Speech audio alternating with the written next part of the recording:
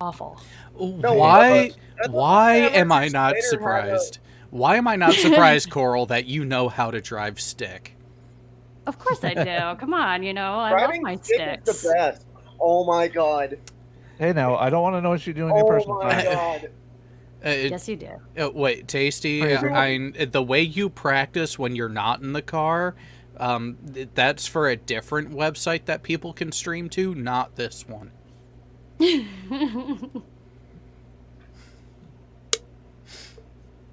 What is this?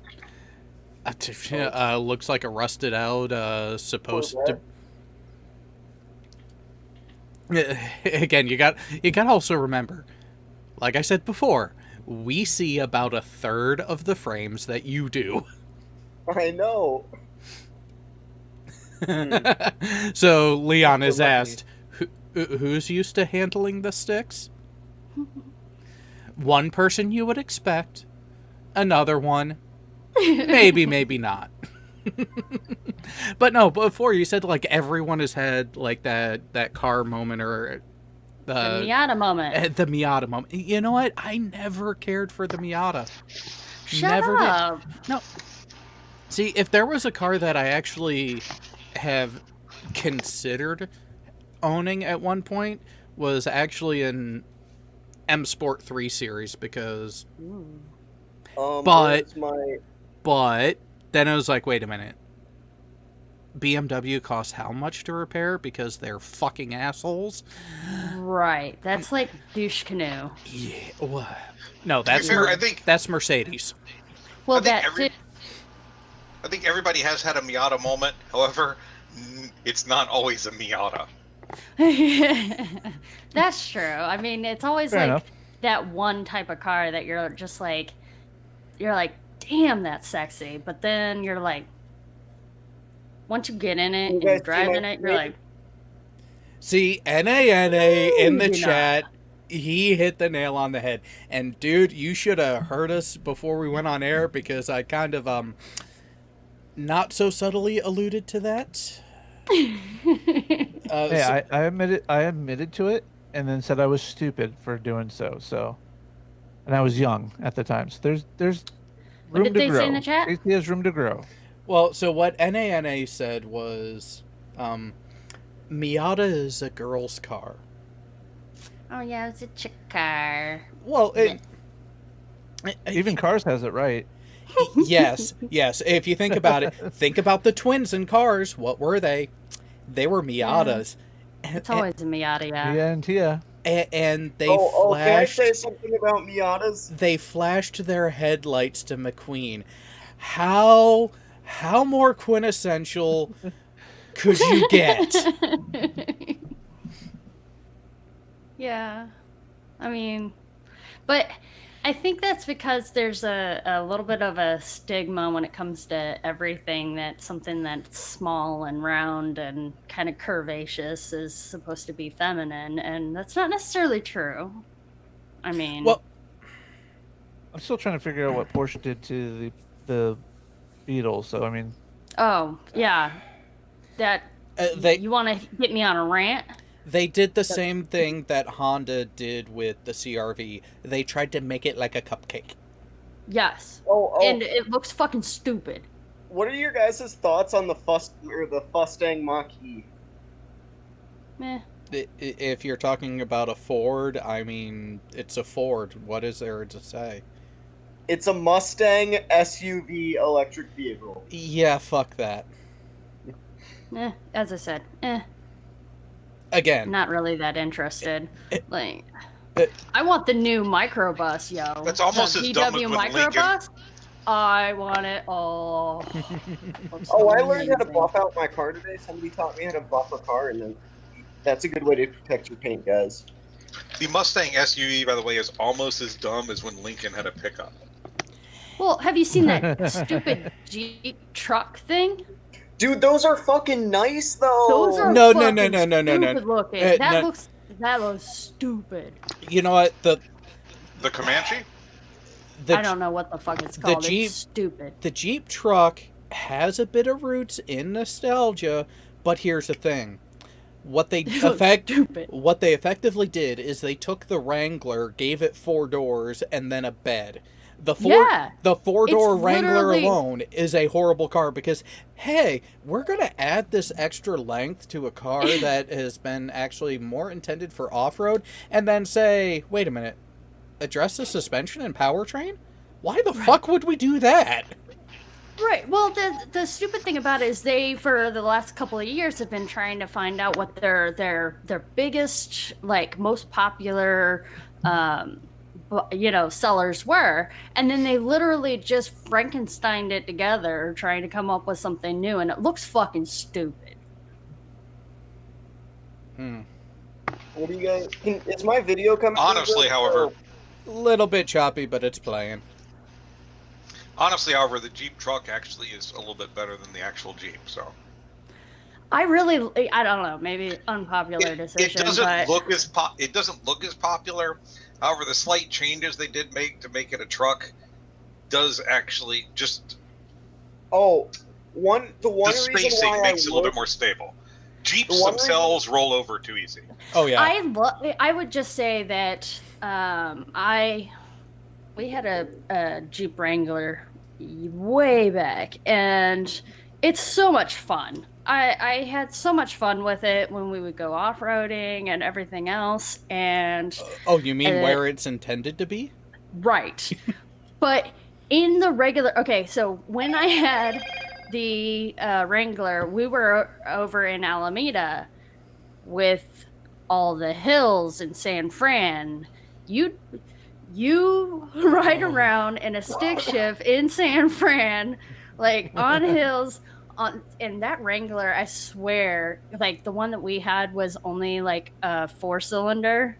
It even was better. terrible because when we went across the U.S., fucking the 18-wheelers would like honk at us because we were going too slow, but trying to get like trying to get up the damn hills. It was ridiculous. Just drop a gear. Oh, Yeah, well, you that's think we the didn't? that's the problem. When the power plant is severely underpowered for the vehicle it's in. Yeah. Have you heard of the DeLorean? Yeah. My car's the same way. My car isn't drop a gear, disappear. It's drop a gear, make a lot of noise. It was a lot of fun when you're going off-roading and, putting the top, taking off the doors, putting the top down, just cruising. But day to day, that is a shitty fucking car. Oh yeah, like Same with our Xterra. When we had our Xterra, that thing sucked. It had no, you were bouncing around like crazy, and you could hear everything through those doors. I gotta say one thing about the Jeep truck and why I would get one is that it comes, one, in a stick shift. That's important to me. And 2, the 4.1 ass end option, your rear differential option. Mm-hmm. They have a 4.1 to 1 drop down, so you can actually tow with it. So it's a pretty good truck for what I'd need it for. Yeah, we currently have we have a Ford 1500 Laramie right now, so that thing's a beast, and it'll tow pretty much everything. Yeah, I don't tow enough to justify a vehicle like that. Honestly, since we got it, we don't. Back, when we had the Jeep, we didn't really need it. When we had the Xterra, we would be towing back and forth. The in-laws, they had a boat, and so we towed that almost every weekend. But now, I'm like, why are you spending? No. I hate how pink my car looks because of the video. It's showing off its true colors. Oh, come on, pink is cute. But it's not a Miata! So, it can still be cute. It's trying to be one. It knows that that's what you really want, and the car is trying to make you happy. Come on, you know, like on Fast and Furious, the pink car was the cute one. Man, I wish my dream car wasn't prohibitively expensive for a 90s car. Which one is it? It's an RX-7 FD I love an RX-7. Oh my god, that is a beautiful 3R, I car. think. Well, hang on. But I'll take an RX-8 though. Well, That's what I drive. I love it. Here's my question though. You really Okay. want an RX-7? You really want a car that you will work on more than you'll actually drive? Yes. I drive an RX-8. I already know that life. I already know that life. Like, I mean, it's part of the fun of owning a car like that, though. Sorry, I got the bike I did because I want to ride it, not because I want to rebuild the engine every 2,000 miles. I had a Fiat 500. So I mean, you know what Fiat stands for, right? Fix it again, Tony. There you go. But Ford also stands for fast only rolling downhill, fucked over repurposed Dodge. Found No, I on thought road it was dead. Found on road dead. Yeah. See, me and Jared. Oh, there are many Chevrolet stands for something incarnations. too. What is Chevy? Cracked head, every valve rattles, oil leaks every time. Yes, love it. I don't gotta worry about valve leaks. You gotta have valves for that to be a thing. Yeah, that's the thing. No- I don't have valves. No, you have something worse. You have the Dorito. The Dorito on a stick, though, man. On a stick. It's Dorito on a stick. On a stick. Jalapeno on a stick. Shall we talk about what I posted in the chat there? Yeah, Somebody's getting yeah. restless. We got something better to talk about. Something that is actually someone doing something right for once. Oh. Okay, I'm interested. So for a while, the city of Seattle has been ignored by a particular professional sport because, well, Vancouver's close enough, right? Oh, hold on. Let me pull up the dates of the original team.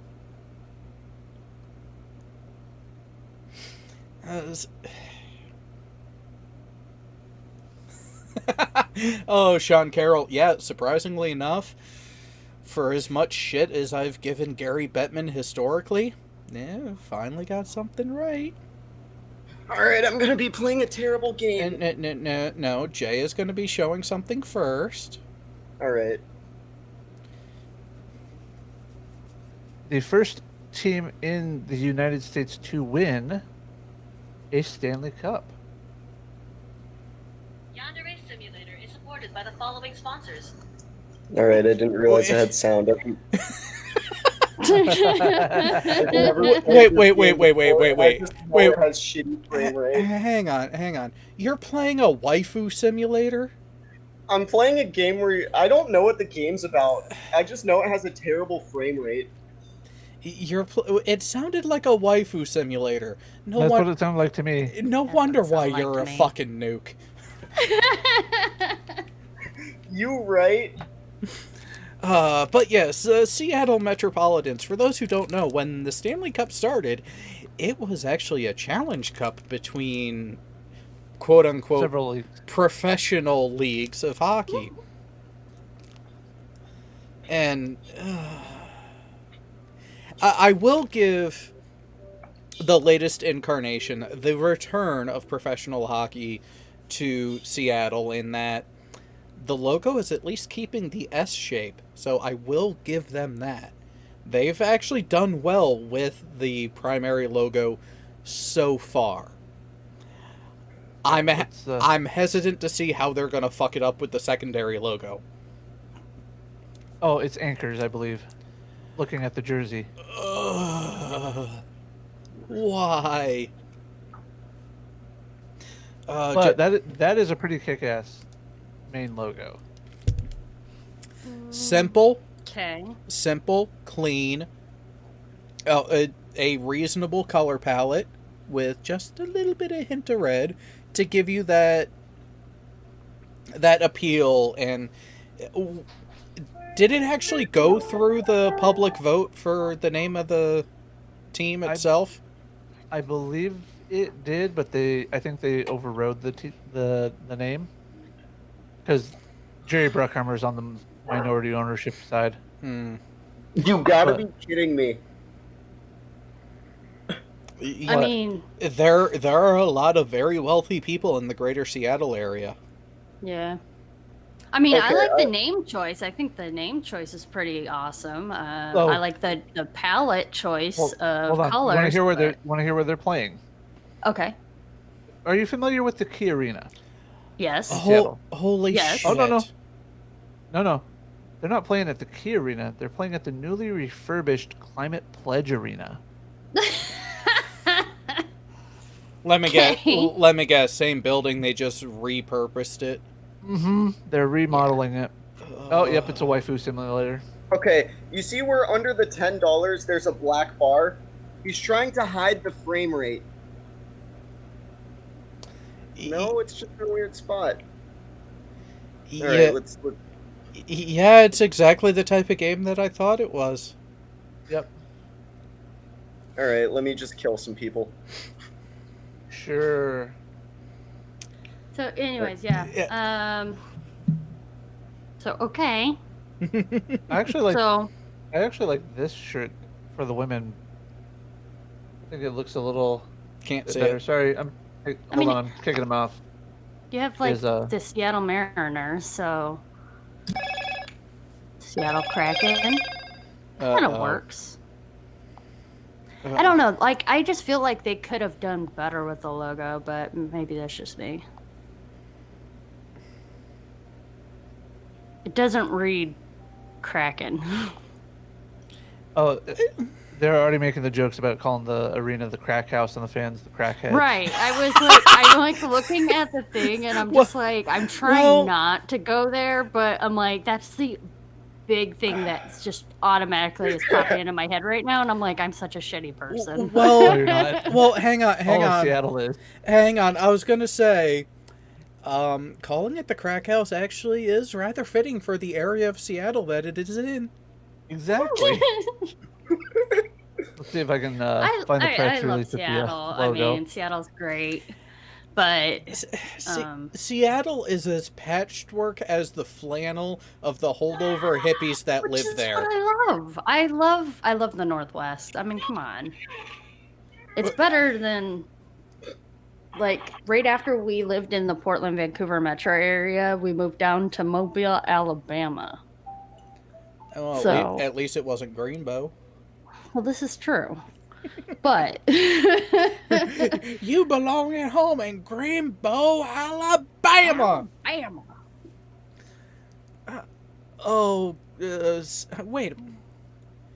See, They're the really part that they're trying to make it look like a tentacle, it still is such a, I don't know, it's not quite enough. So it just looks like somebody made a Photoshop error until you realize that that's what it's supposed to be. And It it's almost just, looks like the Seattle Times S. it really Yeah. does. Like, I was like, it looks like a newspaper thing. It's terrible. There you go. The S could definitely be better. It definitely could be more reminiscent of a sea creature instead of. I think what it is someone saw the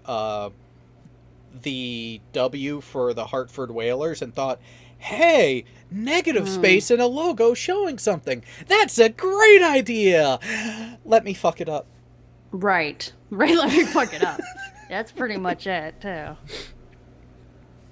Because when designed appropriately, when designed smartly, you can utilize negative space in a logo to show something else, like the H in the Whalers logo. But it almost seems like it should be reversed, where the light blue parts of the S are the actual tentacles. Or the body of a kraken, and you can still determine the S shape from it with the tentacle coming up like it's about to lay the smackdown on something. Absolutely. There's so many different things that you could do with it that it's just This just looks like they got somebody who's still in like school. No, Not I am saying that not there aren't getting people that can 78 do an awesome job in school. Yeah. It looks like a first draft in a class. I think Jessica G has it right, though. Tentacle Monsters have won Porn Star of the Year in Japan for the last 15 years running. Release the I mean, Kraken! I'm okay with the what is it, the hentai? I'm okay with it. Okay, Wait, we're talking about hentai? you do you, boo. Hey, you're the one playing the game based off of it. No, I'm not. I'm looking for one weird thing in this game. There's a character based off of something really fucked up in this game. Only one? Right? Okay, a lot of them are, but one of the characters is. I don't know if I can say this on air. Maybe. Wait. Think about what day of the week it is. Think about what show this is. Do you really think that stops much of anything? Okay, so one of the characters is based off the developer's sex doll. Does not surprise me.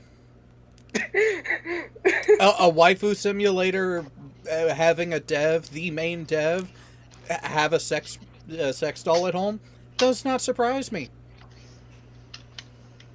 All right. Sorry to dip out so quickly, but I gotta get going, guys. And have fun. It was awesome talking with you. Later. Bye bye. So what? I will give this though, the actual striping on the sleeves and the tail of the jersey actually do work, and having just the main body color changed with the numbers. Okay, they've gone with a simplified dressing of the jersey so far. The logo could be better, but that can be said about a lot of things for a lot of teams. Not everyone gets the logo as right as the Red Wings have. Nobody cares about the Red Wings. Oh, you're only saying that because we kicked your ass a few times. Your point. I mean, we did our fair share in the 90s, you know, when we moved to Colorado. Yeah. So what other shenanigans has Tim Pool been up to? Oh, shall I discuss the one that I was alluding to, or should we? Yeah. Well, let's start with that one, because I have a feeling it's just the tip of the iceberg. Alright, I'll be right back. This sounds like the kind of thing I'm gonna have to take a couple shots for. Oh, you wish you knew. Okay, so would it be safe to say we would all agree that if the police are handed a weapon turned over or taken from a warrant, and that they disassembled said weapon, they should put it back the way they found it? Yeah. Okay. Well, never mind the ad, but let's just take a look at the title of the video here. This is a segment from Wednesday night's Goddamn. Tim IRL podcast. Goddamn Dr. Squatch.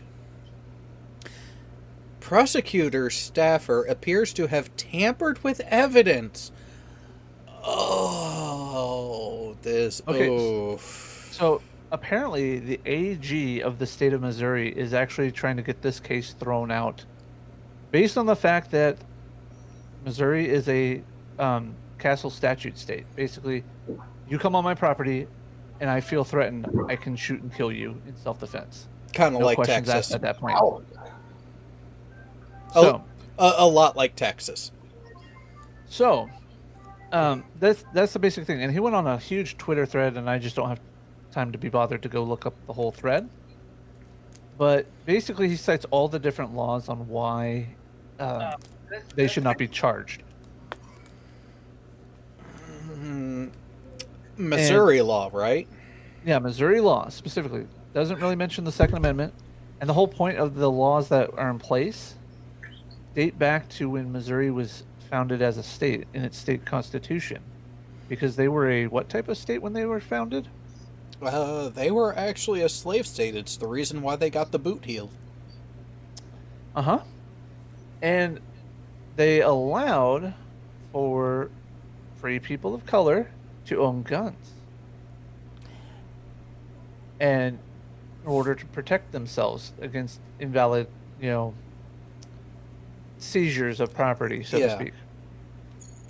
Anyways, as they continued on after the Civil War, they really expanded those rights to everybody has the right to defend their property. Good on the state of Missouri. And so these people who came onto private property,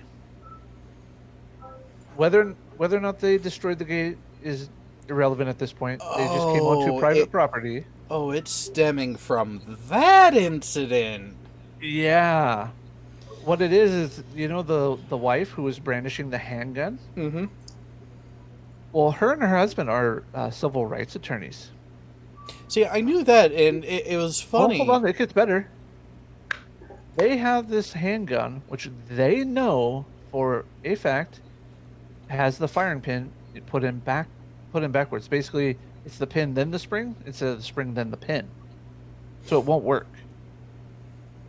Well, when the police got a hold of it, disassembled it, they were apparently ordered by a staffer from the prosecutor's office to assemble it back correctly and verify that it would have worked. But that's not the state it was in when it was seized or when it was brandished during the incident. Exactly. Now, I can't speak to the rifle, but the handgun was inoperable. Okay, I can understand where that argumentation can come from. However, an external evaluation from the potential victim, you're not going to be able to tell that. No, I understand that. I get that. Now, here's the thing. I have no problem with the police doing a forensic analysis to put the firing pin's wrong. Let me put it back together the correct way. Fire it, clean it up, put it back the way you found it, saying, had it not been in this state when we got it or when they were brandishing it, it could have been a lethal weapon. That I would be okay with. Yeah. But apparently the way they were told, the police forensics department was told, is to put it back and leave it in that. What the hell was that? He failed his waifu. Probably. No, I'm playing Kerbal Space Program. What do you mean? Hey, we just heard a fucked up sound. What? Headphones, they're wonderful. Oh, right. Give me a second. I'm sorry. So, but anyways, it's one of those things you're like, I hope that the order was actually to verify that it would have worked and then put it back the way it was. But from what I'm hearing and from what the sources are being told, it was, no, just put it back in a firing order and we'll use it for that. So that would be considered technically a tampering of evidence. And with that Whether being you the can get it to stick. yeah, and if that's the linchpin of the case, well, you done fucked up. Okay, is this better? Yeah, well, as of right now, we can only hear you. All right. Ire said that his ship farted. I don't know. We didn't see any badassery, so we can only expect it to be a failure. Well, and it is Kerbal Space Program. Let's admit it. 95% of the time you try to do something in that, you fail. It's more like 100% of the time, and 0.0001% of the time the failure actually works. You missed the 95% reference. Because that was another thing that is going to be so interesting in the next couple weeks. Oh yeah, I've been watching. My ship date got moved. Hmm? My ship date did get moved to October. Yeah, part of it being the pandemic, part of it being funding, and making sure the security clearance goes through. Which it will. It should. I don't know. You had a lot of fun on that road there. Oh, yeah. I didn't get a speeding ticket, though. That's what you got to be careful about. I got a But- warning. All right. Okay. But Let me get rid of this. But if that's just the but- tip of the iceberg from Tim Pool, what else has been going on? Which, oh yeah, by the way, that up next, I need to watch that later. Oh yeah, that one. I'm just after watching these two here talk about things where he talks about them. I'm just like, how does he have a law license? Only to find out that apparently he's been a corporate lawyer mainly. Who? Who, legal? Legal, yeah. Yeah. Let's go look at. I haven't watched it. Usually his legal analysis are pretty good, though. I mean, he's generally in line with. Yeah, when I see his like the going over the story of something that happened, well, his little animated videos, those are pretty good. But the I haven't when he watched takes that a hot one, so take I on think current politics, I kind of just like maybe not so much, guy. Well, let's take a look at the video selection here from Tim. How about that, Jared? Sure. And here's the thing with legal on the political side of it. I would say he's politically bland. Like, he seems to miss some of the nuance. Trump.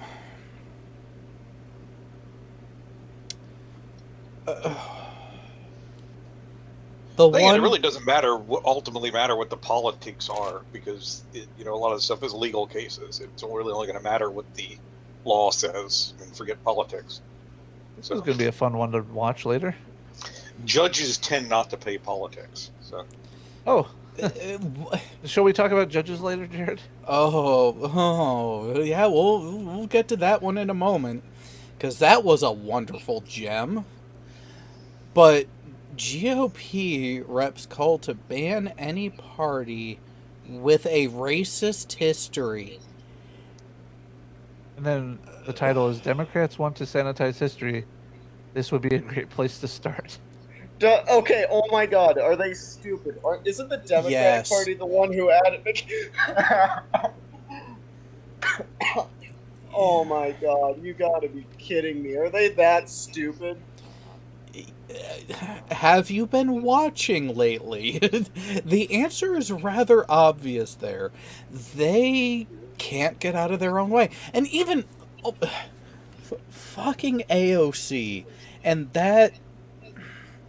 You can't take harsh words from someone who calls you a fucking idiot to your face, but then you go on a diatribe about how you don't believe he would even apologize or even mean it if he were to try to say that he apologized in front of the entire fucking Congress?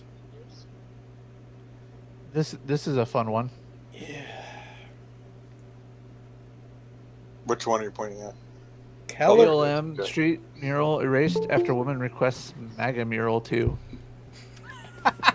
Well, that is certainly one way to get them to realize, hey, fair play, all or nothing, bitches. Remember, it worked in Louisiana a few years ago. There's this thing going on in Louisiana where they were the conservatives there had pushed through this thing of this idea of, oh, we're gonna be like putting out like a voucher funding program where we could pull money from public education and vouchers over to private schools, which was working fine amongst the conservatives till they found out that that means that people could do that with Muslim private schools, and then suddenly it became an issue and nobody was on it. I always find it funny when people show their true. I always find it funny when people show their true colors like that. Like, it has absolutely nothing to do with. Oh, it's all well and good as long as it's something I agree with. Yeah. I hate that Has mentality. anybody It's all followed or this nothing. case? No. Well, which I might have been aware of the beginning, but I have not been Owen following Benjamin. it. Owen Benjamin's Oh, Patreon fans filed a whole bunch of arbitration cases against Patreon in California because that's where they are. out That's where of. they're. Yeah. Anyways, they use Jams, which is like the main um the main group in California that does arbitration. Mm-hmm. But how it's set up is that the individual um litigant who basically files for their arbitration only has to pay $250 in legal fees. The rest of it is paid by Patreon. Okay. Now they had over 100 people file because they can't do class action under the old terms of service. They had to do them individually. Nice. So Patreon went kind of behind the scenes, updated their TOS to say, no, you can't do this, and tried to get them all into um, a class action suit at this point to lower their legal fees, basically. Because there's- that would actually make sense and not be considered frivolous by the court. So, Yeah, but the best part is what they're talking about here is basically a motion to stay the court case and be like, no, you changed your terms of service. We're doing this correctly under your old terms of service. which was We when need to go to arbitration. Oh, That's the fun part. and you know what? They have a point because at the time that the complaints were initially levied and filed, that is the addition of the terms of service that it is to fall under. Yep. Yeah, they might be able to change it subsequently, but it's not going to matter to the court. Yeah, the court's going to be like, at the time this all started, these were your terms of service. This is how you claimed you are going to handle these issues. Sorry, another you fun done one. fucked yourselves. That's what I'm talking about. The judges generally don't play politics; they play with whatever the law says. So Yeah, which we might happened not with- necessarily all agree with all the law, but that's just what. I think it would have been hilarious if Rowan Atkinson ended up as the Prime Minister of the UK, if he were still alive. I think that would have been epic to see. It would have been more entertaining, and I think he actually may have done a decent job because he's not a flippin' idiot. Oh, you know what would be even better? If Rowan Atkinson was the prime minister, and then don't they have like a deputy prime minister as well, like a lower end? Hugh type of thing? Laurie.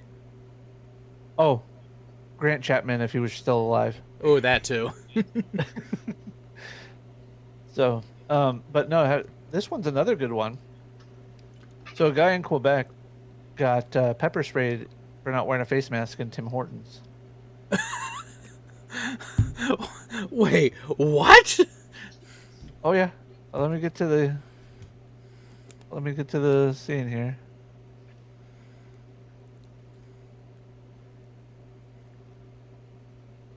All right, so it's the guy's girlfriend filming this, so it's grainy. Mhm. Oh, typical Sav sit bullshit then. Oh, yes and no. Because here's the thing: Viva goes into why technically this guy might be right. How so? All right. So he goes into the actual law. Unfortunately, it's in French. He does have a link to the Well, yeah. English version. Yeah, well, it is Quebec. No, there was supposed to be a link. Maybe he put it down in the pinned. Yeah, he's got it in the pinned comment here. So, where is it? A restaurant or bar. Yeah. Yep. There was a specific thing where it was talked about. Where is it? In a restaurant, In a food restaurant. court, or bar. Yeah, it was something specific though, where it was because of eating. It might not have translated. Oh, okay. So yes, if you are actively in the act of eating, they're not expecting you to wear Right, the but they- mask during it. But the way it was worded in French was a lot less clear. Oh, and ambiguity of the law always favors the public. Yes. Some And sense, so- but I'm not sure if necessarily like what was going on there would be concept that he was pepper sprayed for not wearing a mask, though. Oh, well, that's just it. They were telling him he has to wear a mask, and he's saying, "No, I don't have to." They didn't even ask if he had a medical issue or anything. They just, "No, you have to wear a mask." Well, part of the if I scroll back up here, you'll see that it said, if there's a medical condition, you don't have to. It'll be What down I'm saying in the though is exemptions. it's kind of like it's kind of like recently there's this case about the where was it? Is it Minnesota, Michigan, where supposedly like this girl has been like said she was put in jail for not doing homework, Oh yeah. but she wasn't put in jail for not doing homework. She was on probation, and one of her conditions of probation was doing her schoolwork. Yeah. No. So But- so technically right and wrong at the same time. Yeah. Right. She went to jail because she violated the stipulations of her probation, and Right. one of those stipulations was to do with her homework. But of course, the media goes that with the not doing homework because they like to sensationalize stuff. But it's not really accurately portraying what's actually going on. That's Yeah. why I hate the fucking media. I hate all media. I hate Fox. I hate CNN. I hate all of them for that reason. Oh, I think you'd get a kick out of Tucker Carlson though. He is pissing. Oh, yeah. He is pissing people off to the point where the media doesn't even want to recognize that he is killing everyone in the ratings. The only one he's not is Sean Hannity. Well, no, Yeah, I'm. but everybody also looks at a car wreck as you drive by. Here's the thing with Carlson though, he gives everyone shit. He's no better than the other ones, though. I mean, it's pretty much the same thing, just a different side of the coin. Oh, yeah. So it really doesn't make a difference. It's just fun. That's all. It is fun how many people get absolutely butthurt at the viewership and success he's getting, because his counterpart on CNN is getting maybe 12% of the viewership. Because his numbers came out, he's getting over 4 million viewers a show. His counterpart on CNN, 500,000. Shit attracts flies. That's all I have to say. Yeah, but so does honey.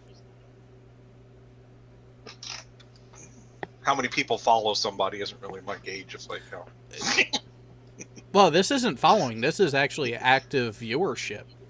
This is that's what I'm talking. No, that's still following. That's the point. It's like it's like, okay, that attracts people. It doesn't necessarily mean. I mean, I work at HR. Most people are fucking idiots. Have I ever said otherwise? I mean, think about it. How many times just in the last week alone have I asked people on Twitter, "Time for Exterminatus yet?"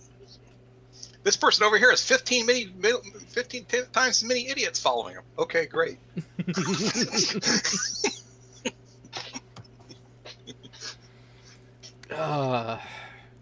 Although we do have a topic that came up on Twitter actually earlier today that is not based on idiocy for once. It's from Twitter and it's not based on idiocy. Okay, you're gonna have to. Well, hold on. Is it what I think it is, Jared? Possibly. What do you think it is? Oh wait, it's the furball one we were talking about. Never mind. I don't know if that is or not. I haven't looked at Furball's Twitter history for today. Oh, you don't have to go over my entire Twitter history. This one's more science related than other stuff. Okay, Furball. Most of your stuff. Well, we'll leave it at that. I'll look it up. Wait. Are you saying that there are other things on there that you don't want people to look at? Oh, you just go look at it yourself. No. I'm trying to figure out what he's trying to do with all these cards. Looks like one's from IHOP. No, those are the hotel room those cards are for all the traveling I've done over the past 2 months. And you know what? I saw that right before getting the panel and everything set up, and I just have to ask one question. Do you forget to turn them in when you leave? I put them in my wallet. I put them in my damn wallet, and then they just kind of stay there. In this last trip, it was actually kind of funny. I got back to the room late, and the side door locked, and I couldn't fucking figure out why it wouldn't unlock with my card. So I had to walk all the way around the hotel, and I realized I was using the wrong card from 2 trips ago. This is why you're supposed to turn them in when you check out. Yeah, they're in a bucket behind me now. Who turns them in? People who actually pay attention to detail. That's just one more thing for them to clean before they hand it out to someone else. I do it most of the time. I've forgotten a couple times. Oh yeah, okay. The occasional time forgetting I can see, but you had how many of them? 7, 8? Yeah, somewhere in there. 2 of them were from the same hotel. Let me look. That's even worse. You could just be like, "Hey, I stayed here once before and I accidentally kept the card. Could you just could you just activate that one?" Or if they're both from the same visit, why did you put both of them in your wallet instead of leaving one in the room? One of them was in my backpack. One was in my wallet. Yeah. I can see forgetting the one in your backpack. Yeah, two of those are from the same stay. So technically, that's only 1, 2, 3, 4. Yeah. But yeah. Fucking warrant Travel officers.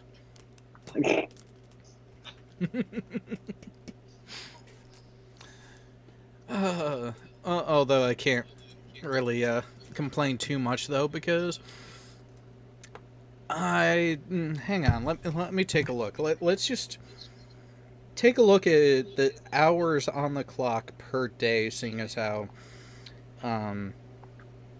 the wonderful woman in the office actually caught up and put everything into the travel time in this week already.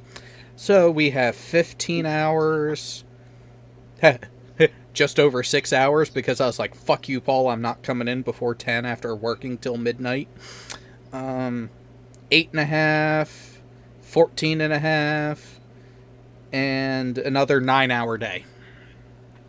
Yeah, see, it's nice to get paid the same amount no matter how many hours I work in a day, but that also means if I work 20 hours, I don't get any extra.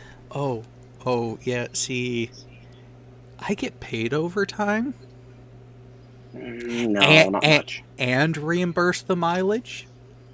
I get mileage. And when I'm on the clock after a certain time, I also get an additional kicker to offset any meal cost.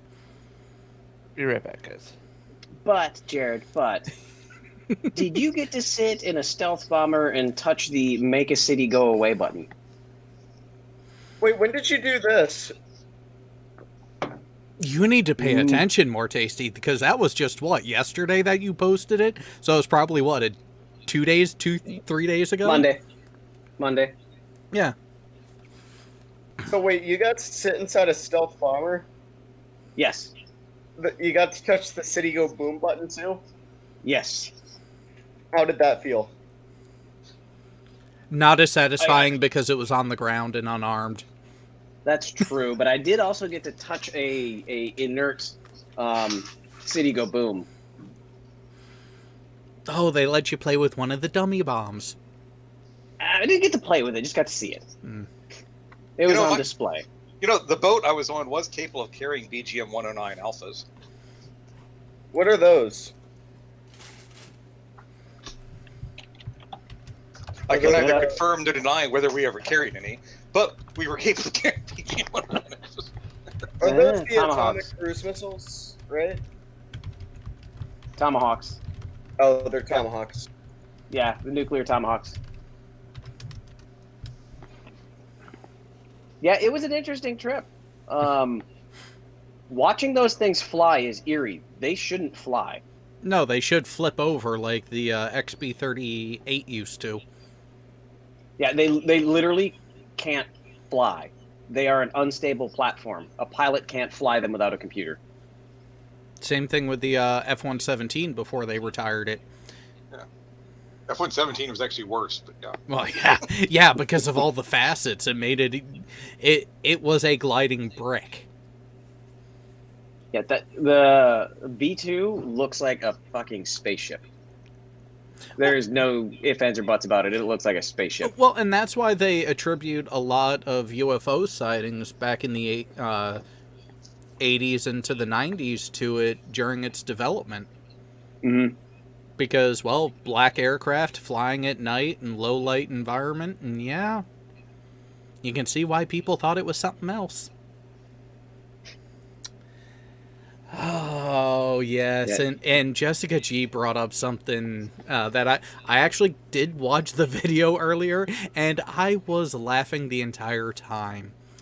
So, you know how with the whole pandemic thing, San Diego Comic-Con was de facto canceled but gone virtual? Oh, Oh God. no. Oh, yes. That sounds even worse than it in person. CBS cannot get out of its own way. They were doing the virtual panels, and during one of the panels, they were doing a read-through with piped-in special effects sounds where applicable.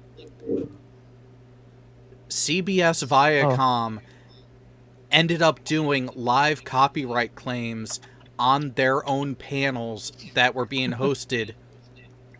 They gave approval for the panels, they gave approval for it to be streamed, and they still flagged them and reported them for copyright. So they reported their own shit for copyright, even though they allowed somebody to use their copyright.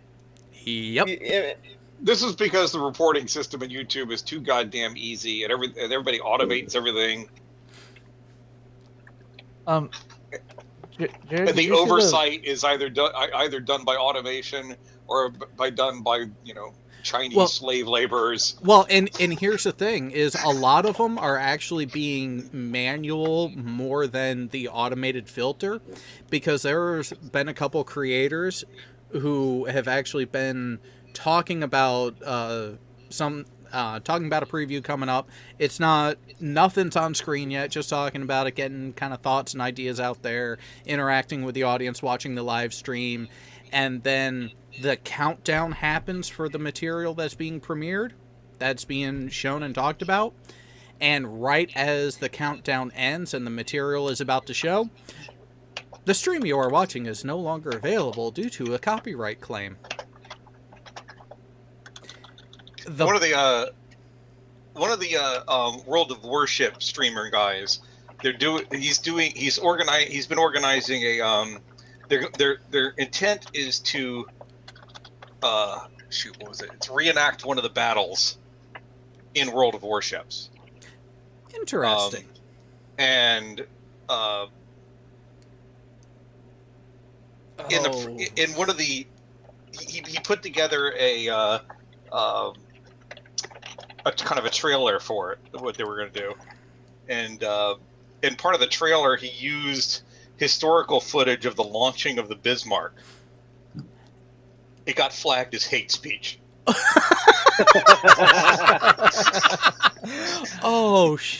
Wow. And by the way, that whole Daniel Pratt thing, no, dude, your channel got taken down because you're a bigot. Here's the word that, like, the historical footage of the Bismarck that he used, he got it from YouTube. Oh, for fuck's sake. I gotta love how that happens. Oh, hey, yeah, this channel can show it, but anyone else? Nah, fuck you. How is the launching of the Bismarck hate speech, though? That's my question. Who? Hang on. Who ordered, paid for, commissioned, and built the Bismarck? Okay, fine, you got me there. Well, it's just flagged as hate speech, and it seems like even the responses you get for the reviewer seem to be automated responses. It's kind of hard to tell, like, what exactly is it. The assumption is maybe the swastikas, because actually specifically it's historical footage, but it's British coverage of the historical footage. Well, and so and the automated bit would make sense, because what happened to Thunderfoot? Oh, we meticulously reviewed everything. You're promoting pseudoscience. That's why your video's taken down. I'm fucking debunking it. Take a look at it again. Oh yeah, we had someone look at it, and we go with the automated review. What? The review, the automated system is reviewed by an automated system. It's just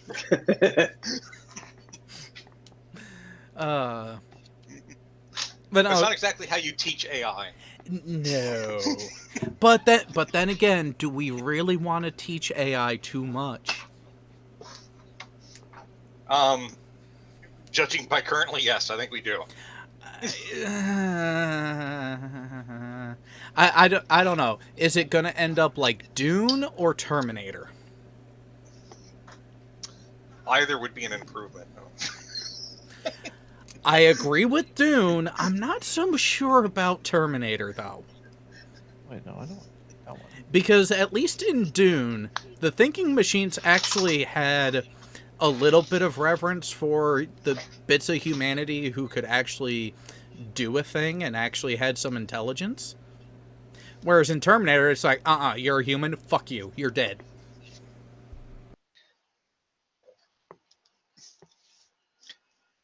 Maybe it'd be like the AI from The Matrix.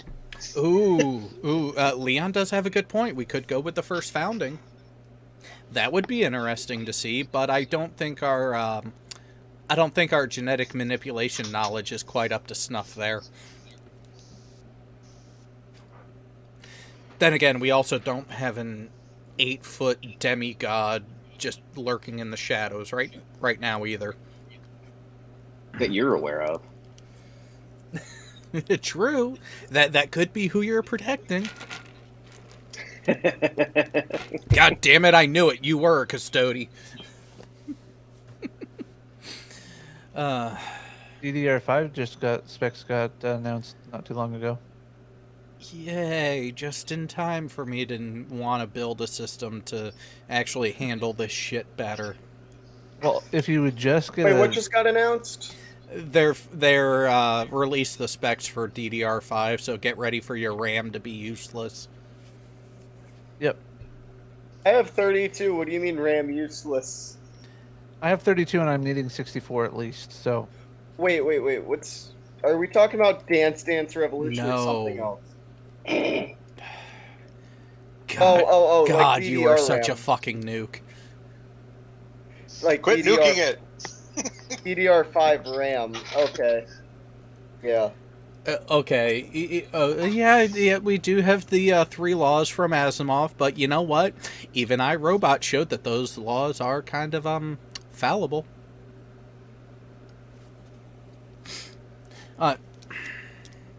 Let's actually have some fun here. Would you like to bring up the comment that actually you had replied to there, Furball? Which one? Which stream? The Atom one.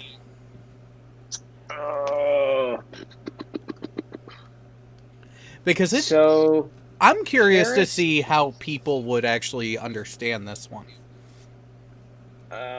So Karis retweeted an article this morning, if I can find it, about a new realization of the size of the proton. It ain't as big as they thought it was. Yeah. So physicists finally nailed the proton size, and hope dies. The question, now I'm trying to... There are different types of... Was it hydrogen atoms? Yeah, it would be hydrogen atoms because it's a single proton.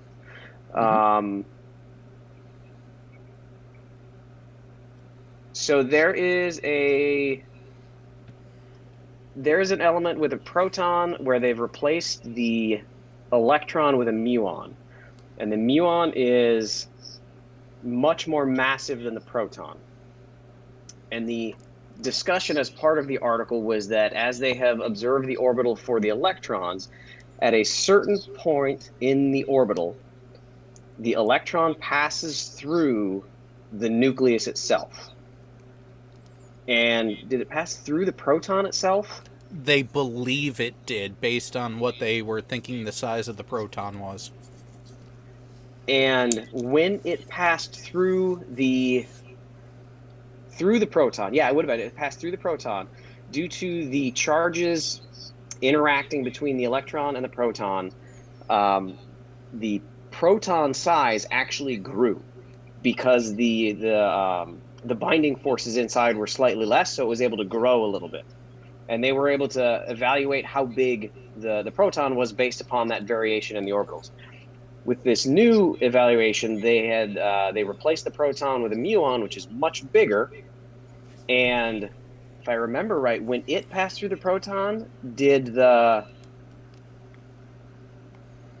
proton didn't get as big? Is that what it was? There was less of a change on the muon because your charge and your interaction was slightly less.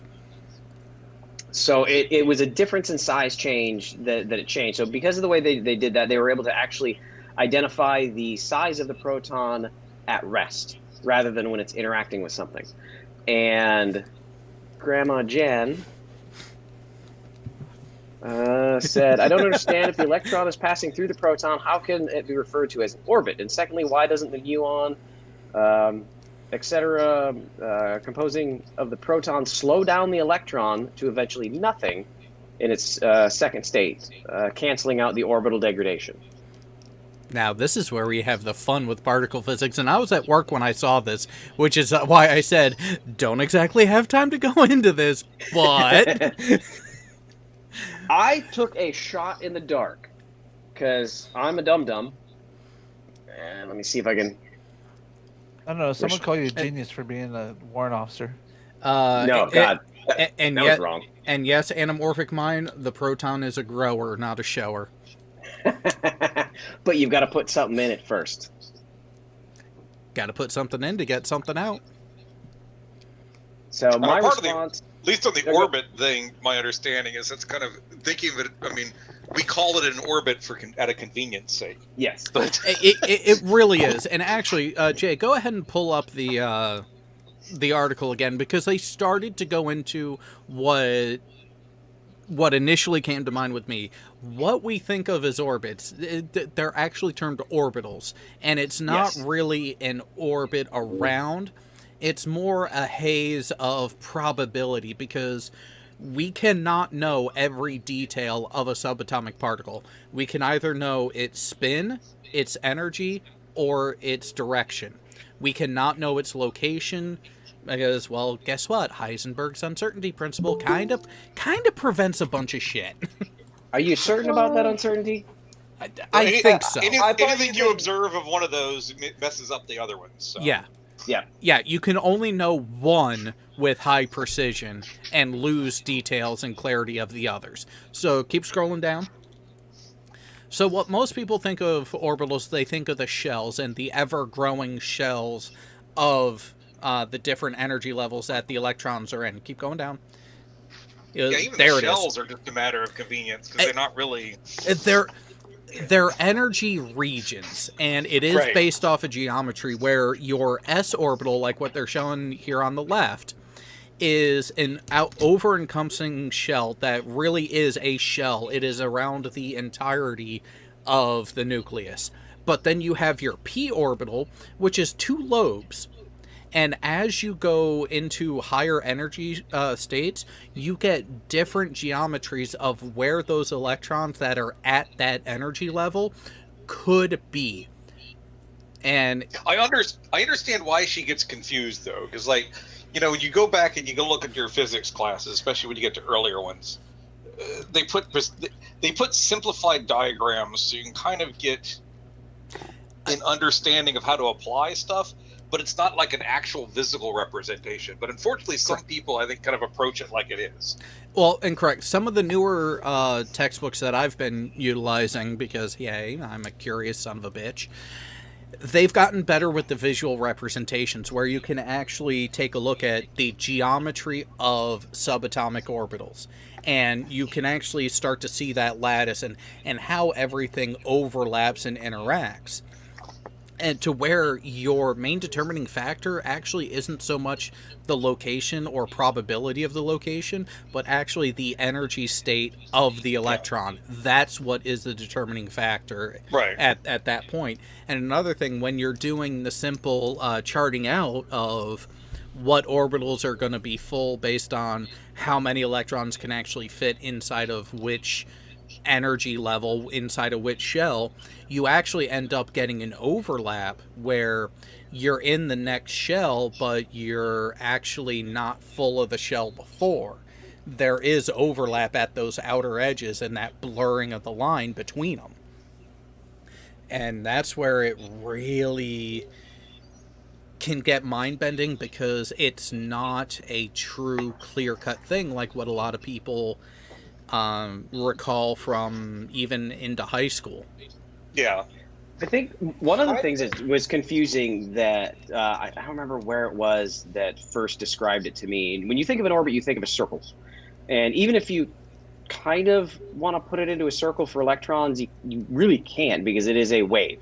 Yep. So if you imagine a wave that is 7 waves long, and you have to start it exactly at the beginning of a wave and end at a wave, and then you circle it around and connect it together, that's the only place in that energy level that size that an electron can be. You can't have like a half of a wave and make it a little bit bigger. It has to be a full wave grown. That's the difference in the orbital size. So even if it is doing a pure orbit around the electron, if there is one of the orbitals that is circular, it's still not a circle, because it is doing that wave format all the way around, but it has to start and end at the exact same function on the wave. Mm-hmm. And that's where, and keep in mind that atoms are 3-dimensional, not 2-dimensional, so you have all the different vectors that it can go in and yet stay around the nucleus. But it still has to maintain that exact wave count as it goes around. If you can add energy to it and it adds exactly one wave to it, it can jump to the next orbit. Oh no, Tasty. In a few of my classes, we actually went back and forth on handling a photon in those ways, depending on which quarter of the hour we were in. Yeah, no, I hate that. Like, but it also depends on what you're talking about it for. And that is, you treat it as one or the other depending on what you're doing with it. That is exactly it. It comes down to the application, because functionally, if someone asks, is a photon a particle or a wave, my answer is quite simply yes. Yeah, it's both. Reading that article today, I didn't realize that the electrons could actually go through the proton. Now, looking at the p orbital on there, I can see that might be what it's doing there. It's crossing over and doing a figure 8. Yep. Yeah, because your p is the 2 lobes on one axis of your 3-dimensional space that expands outer. So yeah, it ends up being a bunch of if you're keeping the edges or even through it, you essentially get a rotating figure 8 or the infinity. Now what gets really interesting is as you get to your higher level shells, you get even more lobes that all have that same tie point. I'm not even gonna say what the p orbital looks like. It looks like a bird's beak, but the bird is silhouetted. There are better representations. I would love to see this as a 3D rendering in VR. And be able to manipulate it. No, I'm on it. I'll code it right now. Well, if you want to do that, I'm actually trying to see if I can find the images on... What's the one that looks like a clover leaf? That's the one after P? What's the next orbital? D. D orbital, yeah. Then it's EF.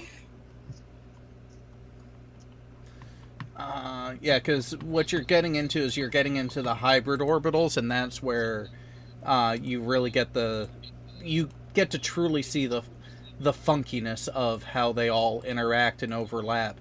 But yeah, you're getting that common tie point of all of the orbitals is the nucleus, and it is driven by the protons, not the neutrons are there to give that atom bit more mass. It changes nothing on the energy or charge side of it. So your electrons really care about matching up 1-to-1 with the protons, and with where the protons and neutrons end up congregating, that's going to be your common tie point for the actual orbitals of the electrons, which is why as you get more of them, as you get higher in the energy, you get more and more of the funky shapes. And oh, I found one.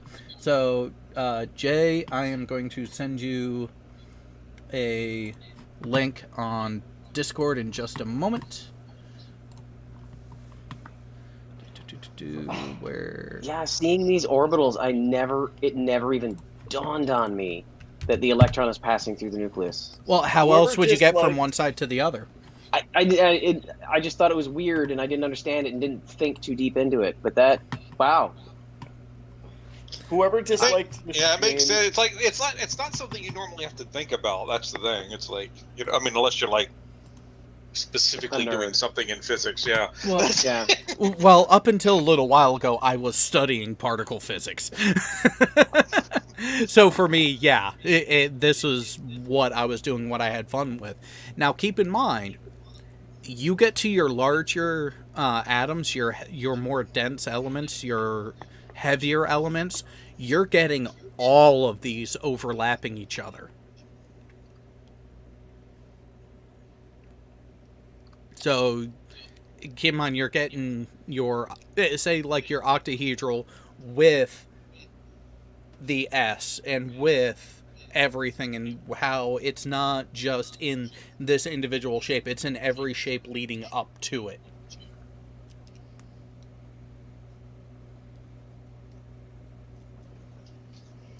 But yeah, like I see how people get these misrepresentations a lot of times from these simpler models. That's what I'm getting at. Yeah. And I mean, I'm not faulting simpler models, because generally you're going to start with a simple model because you're going to start with some aspect of it. You want a simple model that someone can easily grasp.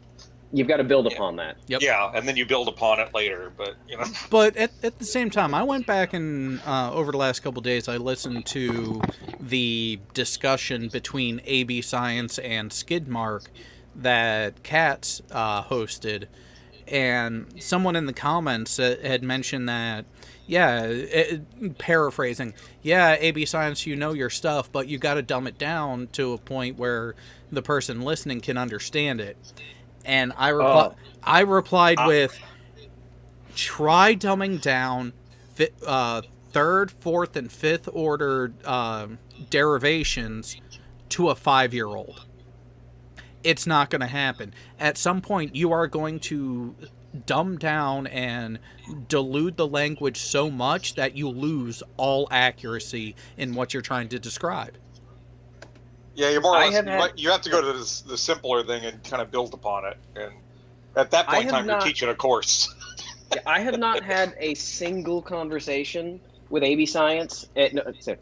I've had many conversations with AB Science on my projects, and I have not had a single one of those that you've understood where I didn't have to go, what?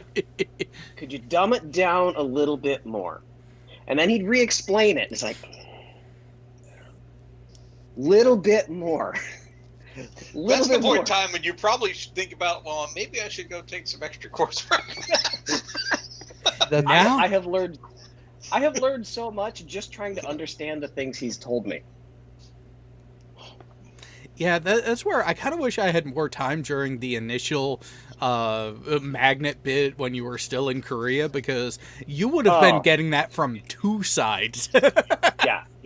Yeah, he was the one that corrected me on that. Like, yeah, that's exactly what you'd expect. Fuck. So I wasted Jared's time at $150 on magnets. I didn't need to get, No. That was not wasted. There has been plenty of enjoyment and fun with them after. It was not wasted. I am not going to let you say that. And it's... My beer caps are growing over there again. I cleaned it off about a month ago. Oh, are the kids still tossing them to see if they can get it to land and catch? Oh yeah. Yep. Oh yeah. I feel like the guy who theorized the orbitals and all that was probably high on acid or something with how he thought of the ideas of how they were shaped and stuff. Actually, he was high on math. Yeah. Because when you really break it down, it does end up... If you have any competency in the mathematics of how energy interactions take place, the orbitals make sense because they fall into that framework masterfully.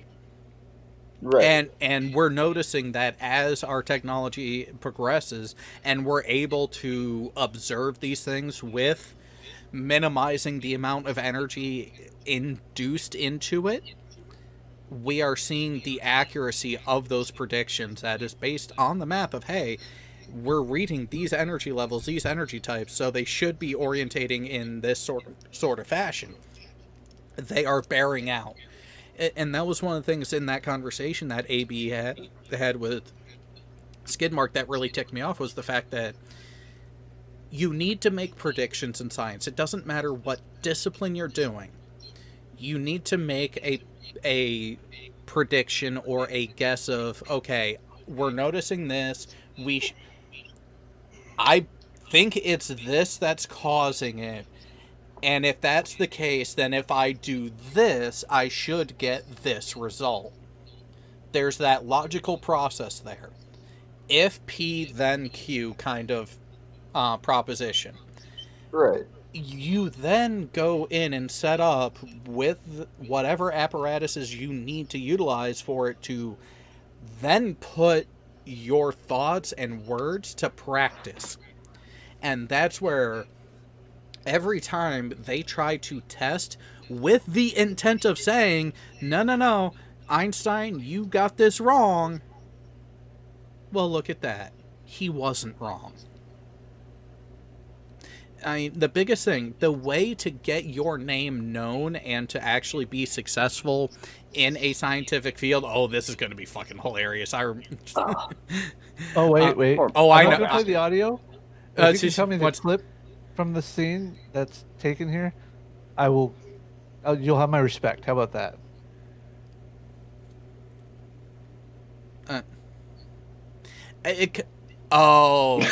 Just a bit outside. Gotta love Major League.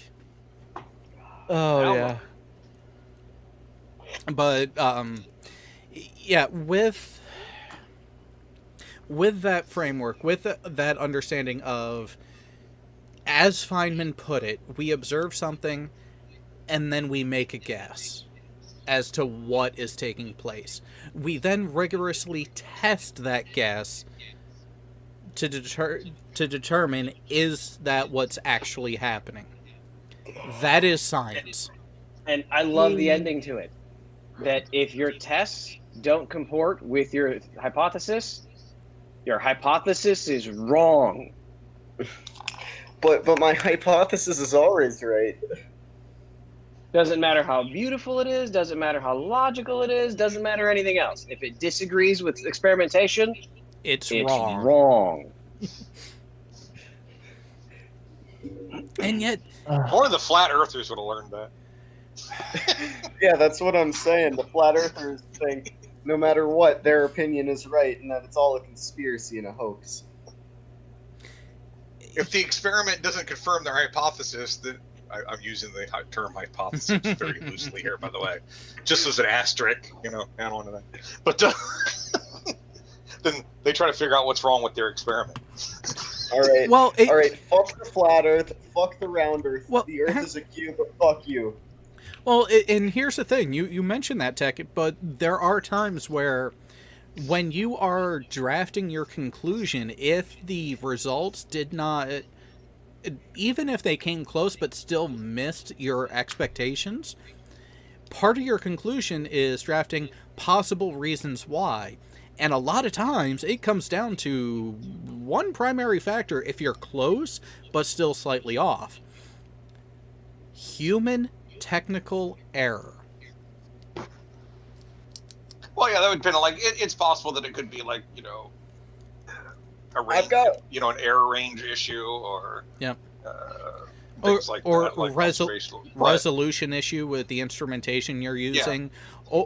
Or as some people on the scientific review love to do, oh, hey, yeah, you missed a sig fig here, which is what threw off all your calculations. You're a dumb fuck. But generally, it still falls back. It's like, if the observations aren't matching the hypothesis, there's something wrong with the hypothesis. Yes. Now, that not necessarily mean that your hypothesis is wrong verbatim. That could mean there's other things going on that your hypothesis wasn't accounting for. But still, that means your hypothesis is wrong, because it means you're not accounting for something. Yeah, you're not accounting for everything, and that's where and that was the major point that AB Science was trying to drive into it, is that you're saying it's density, you're saying it's this actual buoyancy. I'm saying they're factors that they are interacting, they are a part of what's going on, but that's not the whole story. I'm going to get one alcohol. I'll be right back. Could you bring back a weed for me? One alcohol. I do not have a weed. I have one vodka. So would you like some dandelions? We got plenty of Virginia creeper around here. You need that there? I would like a weed, please. Could I purchase a marijuana?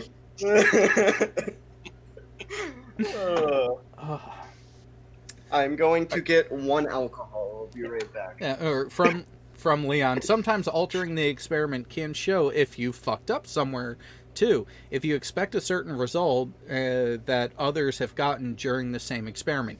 Yes, and this is the repeatability. If you are repeating something, like if you're doing a Cavendish and your calculations end up farther than 1 or 2 sig figs off of the general average calculation of Big G, I was within an order of magnitude, which is, for the setup, very accurate. Now That's one of the proudest things I've done in my life. Maybe above my children. Now when we do it, now when that's done again, we're actually going to end up being even closer to it. Because you've learned from it and what it takes and what can actually factor in and affect the results of it. And that's the beauty of it, the repeatability. A lot of people rail, it's like, oh, every time they do it, they get a different answer. No, they get a more accurate answer. You're going from a deviation of 0.00000001 down to 0.0000000001. When you're adding a couple... You said it was 100th. Now you're saying it's 1,000th. Yeah. All right, I just had one alcohol. I'm back. You just had one alcohol in your back. Yes. I've had several. Like a Jello shot. I had about 3 shots of vodka. When you accidentally have 60 tons of osmium next to your Cavendish experiment, or when you have a couple neodymium magnets that are 1.2 tons each. Yeah. What is a Cavendish experiment? Oh, God. Is that my cue? You go for it. That's my cue. Go show him the war wounds. Yeah, start with the wound. He took a chunk out of his hand. I did not take a chunk out of my hand. It's still there. I just cut a hole in it. With the Cavendish experiment? No, with the drill bit while I was creating the Cavendish experiment. So, I recommend not drilling through your hand.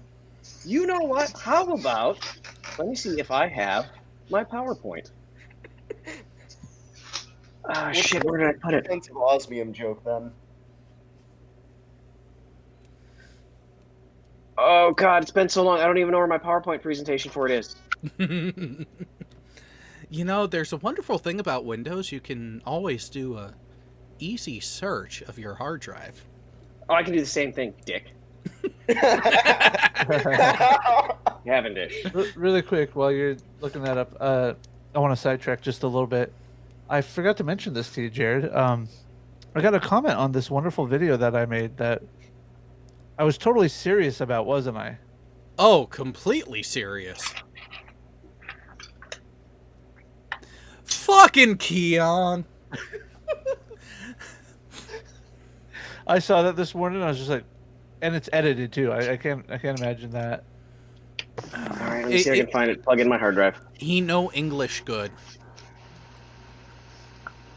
Oh man, you have an external hard drive? For a Mac? Yeah, it's my backup. You have a Mac? You can eat a dick. No, you. No, you. Speaking of... yeah, when I lost it on Tony on Red Stream a couple days ago, Monday night, yeah, he kind of earned it.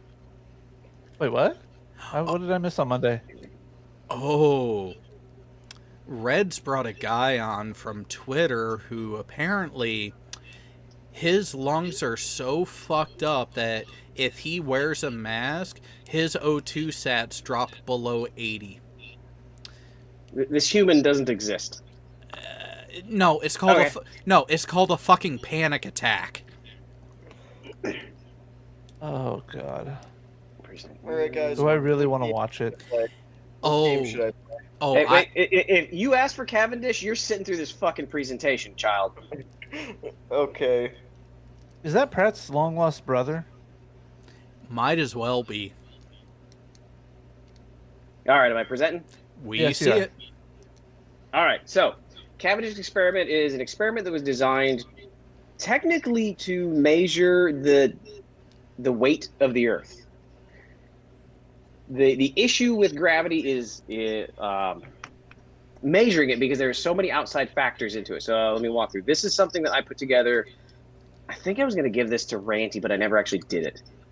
So I'm going to walk through natural observations, cause and effect, experiment and design, and my Cavendish. So gravity and the natural observations, because that's the biggest thing that flat earthers will talk about. It's like, where do you observe gravity in nature? We don't see gravity in nature. Everything falls down. You don't see anything going around anything else.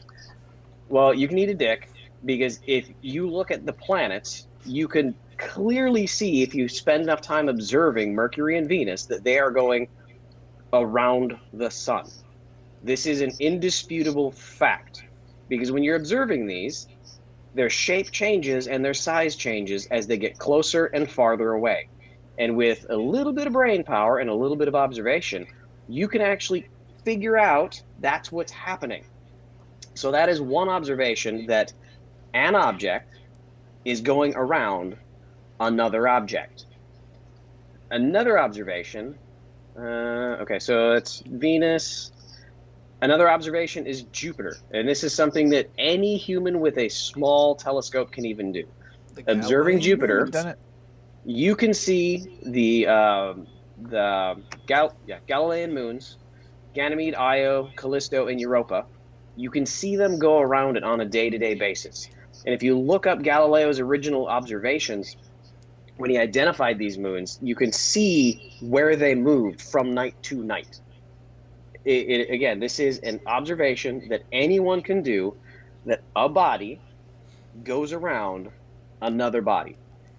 Little supposition, a little not experimentation, but a little thought process can go into that as to why. And that's the question: why do bodies go around other bodies? And if you observe these, you'll see that the smaller bodies are always going around the larger body.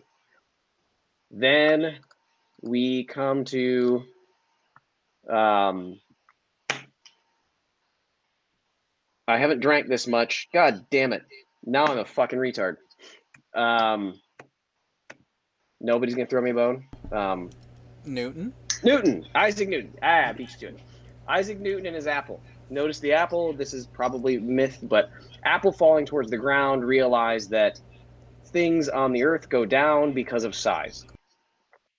this is the general idea of what Newton came up with, that you have two bodies, M1 and M2, and based on size, and then the distances between the two. That is what affects how the gravity affects each other. There's a lot more that went into this for Newton. The cannon, if you shot it fast enough, it would go all the way around the Earth and make an orbit. But that's kind of besides the point. The biggest thing here is, how do you experiment to identify if this is happening? Because you can't Family really.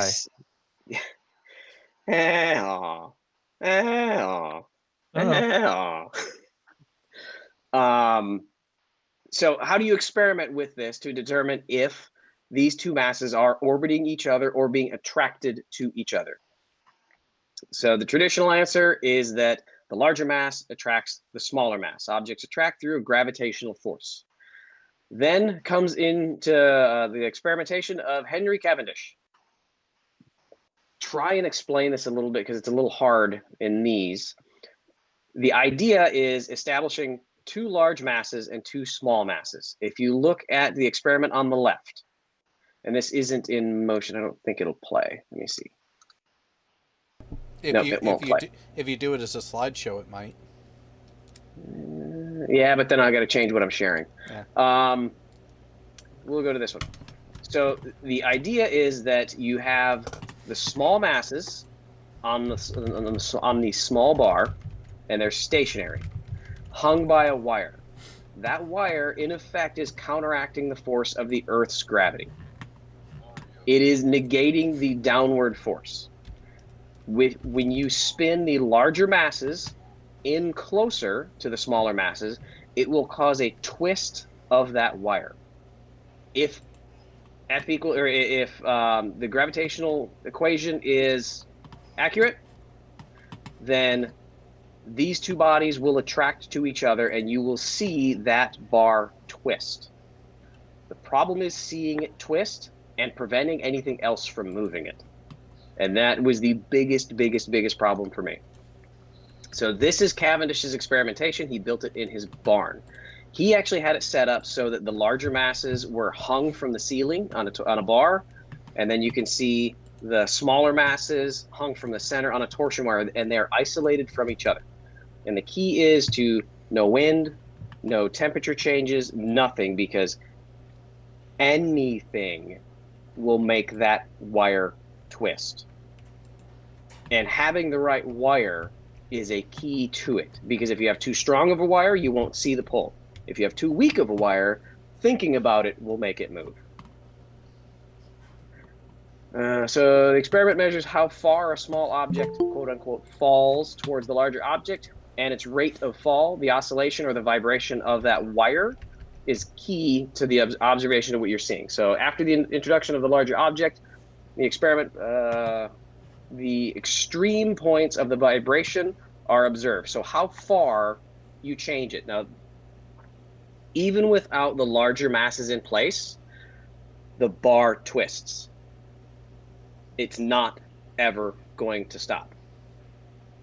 You get it to as small as you can get it, it's always going to have a little bit of an oscillation back and forth, and you measure that oscillation, how long it takes and how far it goes.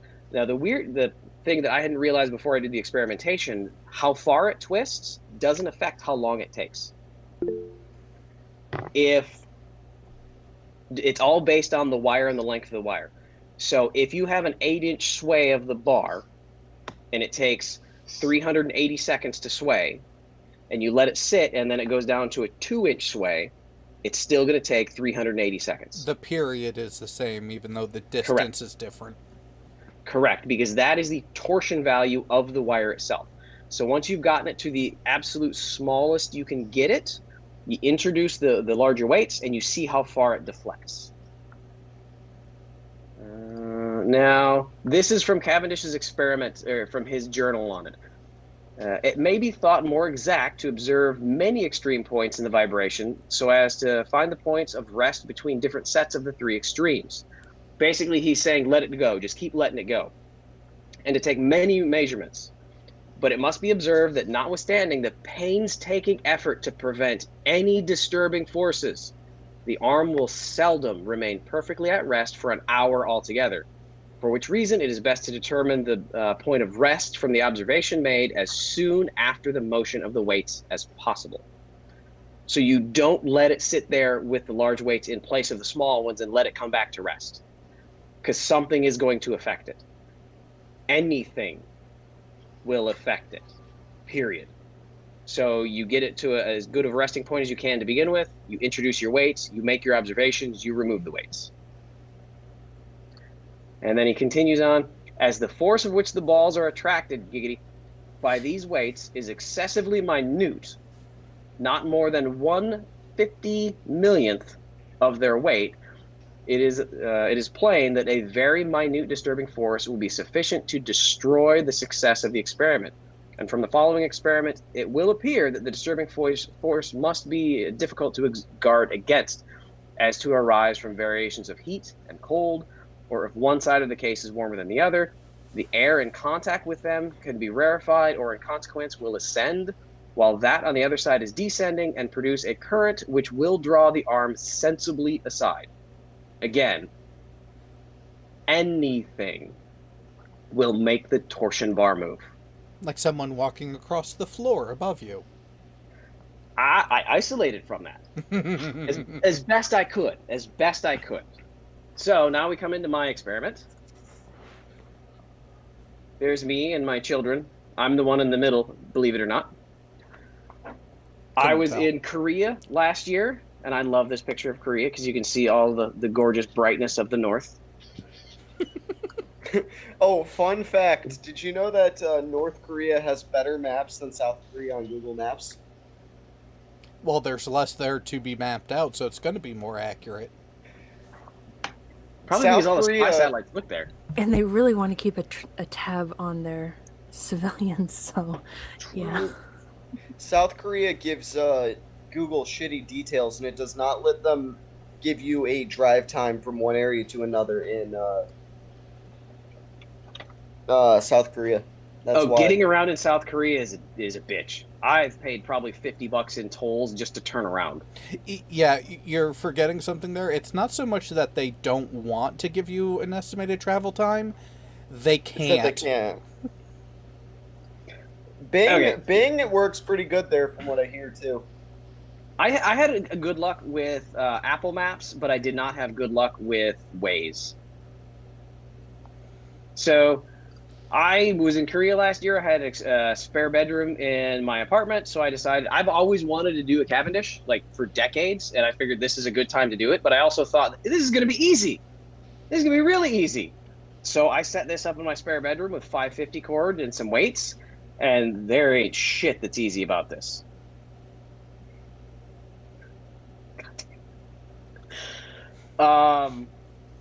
So this was my first experiment. And I use twine. Yeah, don't use anything like twine. Nope. Because you know what happens to twine when you put it on something like this? It unravels. And then about a half hour later, you hear thump. Like, oh, yeah, that didn't work. So this is kind of how the experiment grew. I ended up putting it in a plexiglass box. I probably made my neighbors think I was cooking meth because I put tinfoil over the windows. This is an Army-issued table. So there's drill holes in it. I don't care. But I've got a motor on the one end. I've got a Lazy Susan. The Lazy Susan on the left isn't the one I end up using. The one on the right is what I used. It was a wooden one. I cut a channel in the middle of it and used 3D printer belt to go onto the stepper motor. Okay, mentioning Patreon, I'm checking my Patreon subscriptions, and they force you to change your password every once in a while, and that is something I like to see in a company, is that they force you to change your passwords every once in a while. Anyways. Sorry about that tangent. Here's my crackhead bedroom. I ended up buying actual first surface mirrors. These were cheap mirrors. A first surface mirror is where the reflective surface is actually on the front of the glass, not behind it, because I was concerned about getting distortion, angular deviation based upon the glass. Yeah. Stepper motor Arduino in the middle. Where's Wally sent me this, and this is environmentals for the room so I could get the temperature.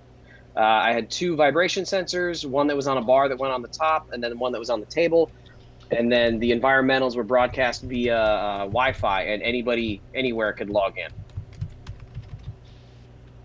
And there's my balls.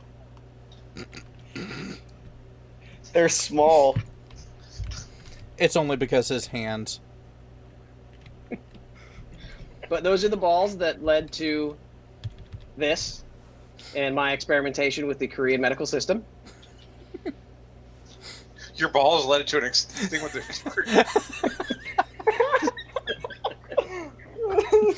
Yes, they did. Yes, they did. Don't worry, my balls have gotten better since then. There has been plenty of tender loving care. They're fine. Nobody has to worry. Well, I wouldn't say no one has to worry. Some people maybe. Then I bought a laser to bounce off the mirror so that I could measure the deviation on the wall. So if I go back to here, this isn't the final setup of it, but you can see the markings on the wall as to where to measure where the laser point fell. I checked everything for magnetic properties because the concern was that maybe magnetism would be the cause, not the large mass entering proximity to the smaller mass. And there's my temperature sensors. And the reason that those little stubbies are underneath the table is because I used a guitar string as my wire. And you can't adjust how long that is, and it was that much too short to be the proper length inside the box. Well, you could have just cut it a little shorter. I have never gotten complaints about not being deep enough in the box before, but this was a time that it had to be addressed. Right. No, you get that all the time. What do you? Furball, there is a request to show your hole in your hand. Again? Yes. Oh, wait, let's stop sharing. There is the hole in my hand. It is now a nicely healed little scar. It was a eighth of a turn from removing the skin completely in a perfect circle. Okay, back to presentation. How much did that hurt? Surprisingly, not as much as I would have thought.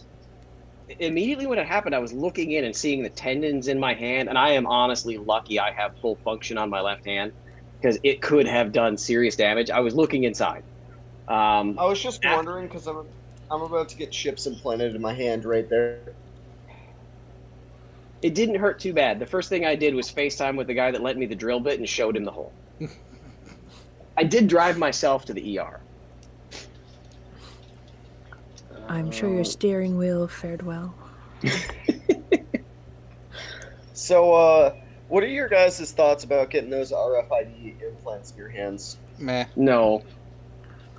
So here is the temperature stuff for it and vibration sensors.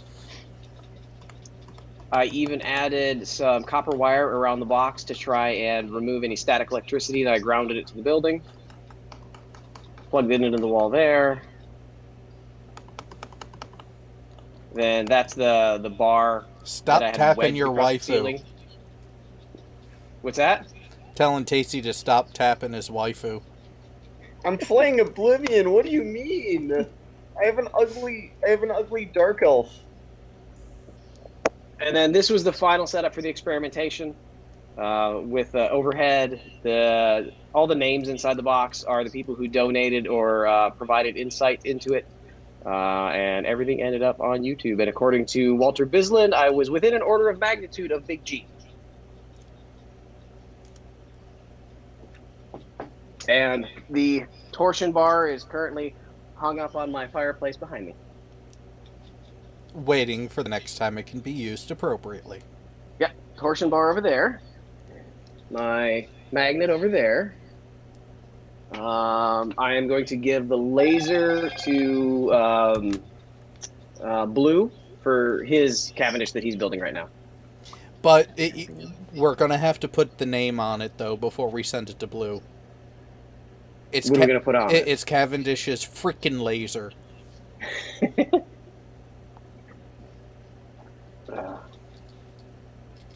So that's what a Cavendish experiment is. So now, At least my Cavendish. do you have any questions, child? Oh, Mark. So your apparatus was inaccurate. Got it. For a spare bedroom in Korea, I'll accept inaccurate but close. Especially with the amount of vibrations from above that you had to deal with. Yeah. And the biggest thing was draft. I did a 3-day experimentation, just let it run, and had people like pop into the side chat and comment about where the deflection was. Nothing was in there. I just wanted to see it going back and forth as the temperature in the room changed. So people were like putting the temperature and where it was at. It was very stable until I walked in the room. And then it deflected by several millimeters. Well, and when another part of that not the draft itself, but also think about it. You have a stale mass of air that is as still as possible in there, and then you open the door, and what happens? You just put a pressure wave through that mass. And it wasn't twist even. It was, because it wasn't twisting back and forth. When I went in there and looked, it was sway. Yeah. So what I ended up having to do is that's when I added the PVC pipe. Excuse me. I added the PVC pipe around the torsion wire to prevent that sway. And that solved most of the sway problem.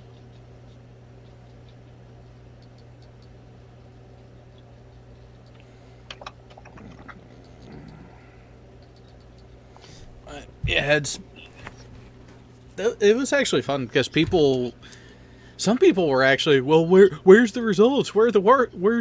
I mean, you said you were doing this, and it's like, are you not paying attention? It kind of takes time to get everything set up. Yeah, it took a long time. I wish I could have done more, but it would have required me staying in Korea longer. I had to break it down when I was getting ready to move.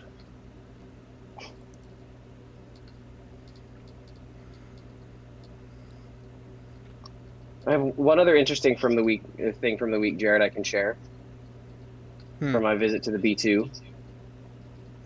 Let's see. Well, Shut up, Jared. Okay, can you see? the hell? Who? Okay. Okay, you see between the secretary and the first guy in the uniform? Mm-hmm. You see on the other side of that little pair of legs, on the other side of the front landing gear flap? Those are my legs. Short but effective. Hey. Hey.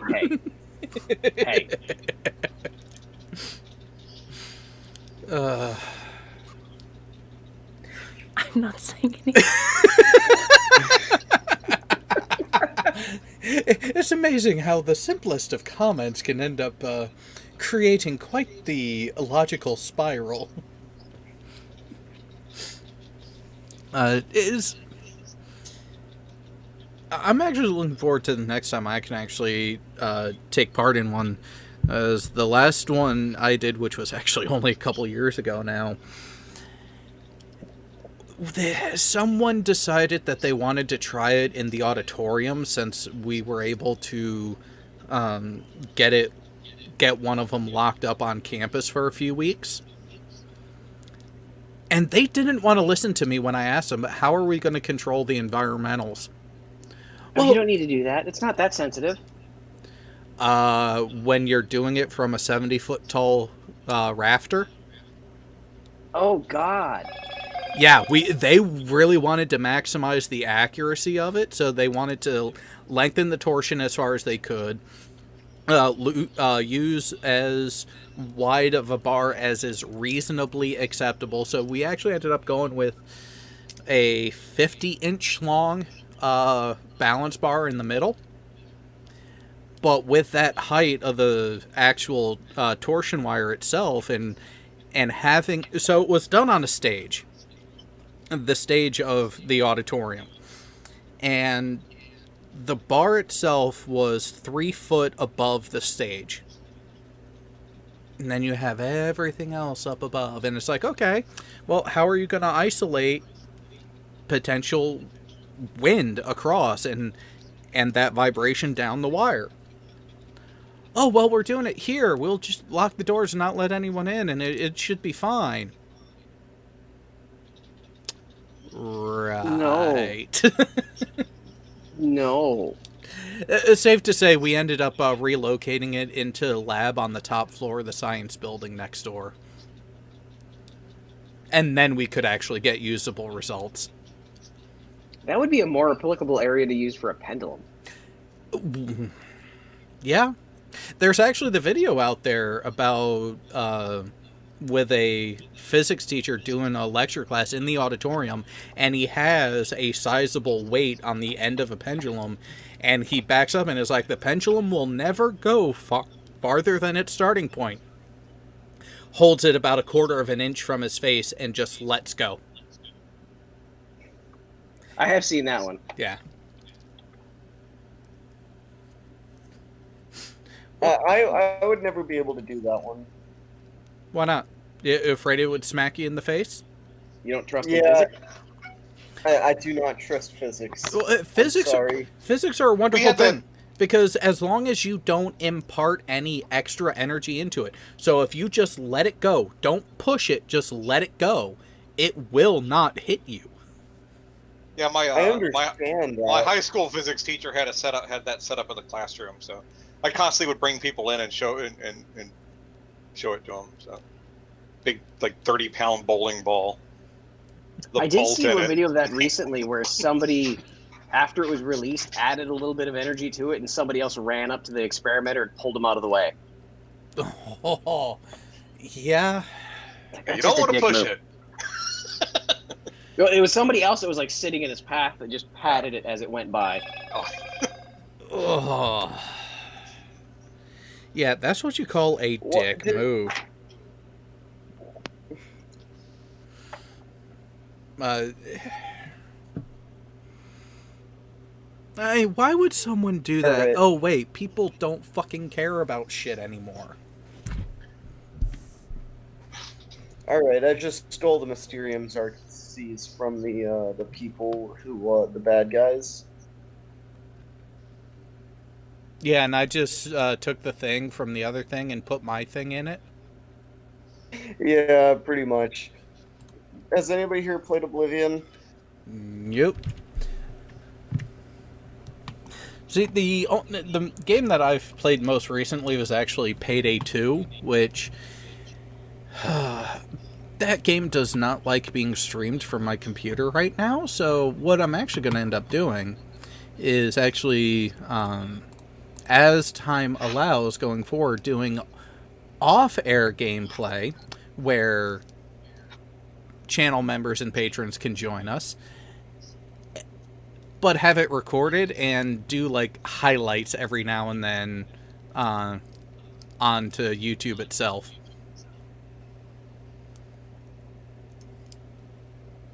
Could be fun because my skills in gaming on shooters has gone downhill, but I guess that's what happens when you don't play them for about 15, 18 years. What was the last one you played? Doom 3? No, I was, oh, geez, what was I... When I joined the Navy, I was playing the original Counter-Strike and Unreal Tournament and I was Quake playing WoW. and Doom.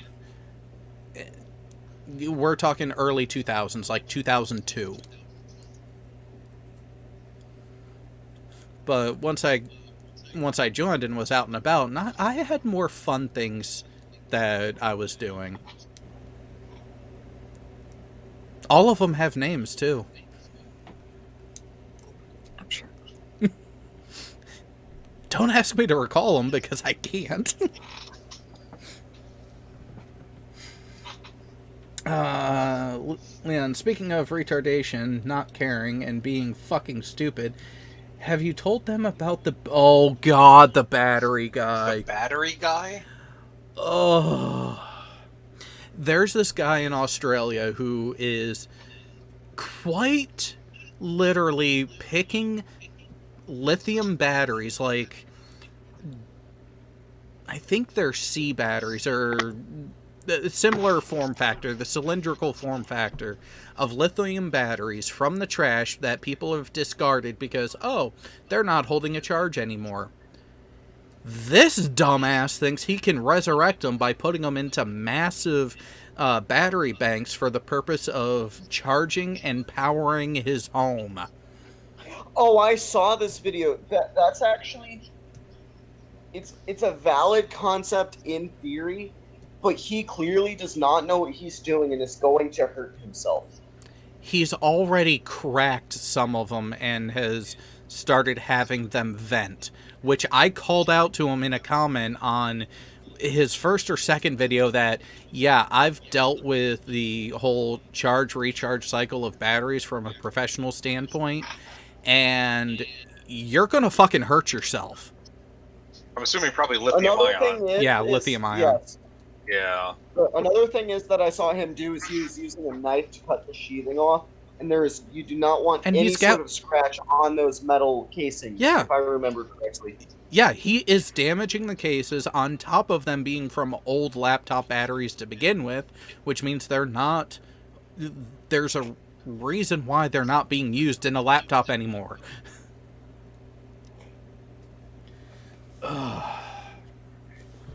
Like, am I not wrong when I say that even a small scratch on those outer casings of those 18650 batteries is enough to cause serious damage to the cell itself? Yeah, you're compromising it because you're going to get leakage, and that's the thing, is he had one leak and evaporate and then crack and make the entire pack go kaput. But I'm going to bring up the actual comment that I recently... Nope. That's Captain Milk. That's not the one I'm looking for.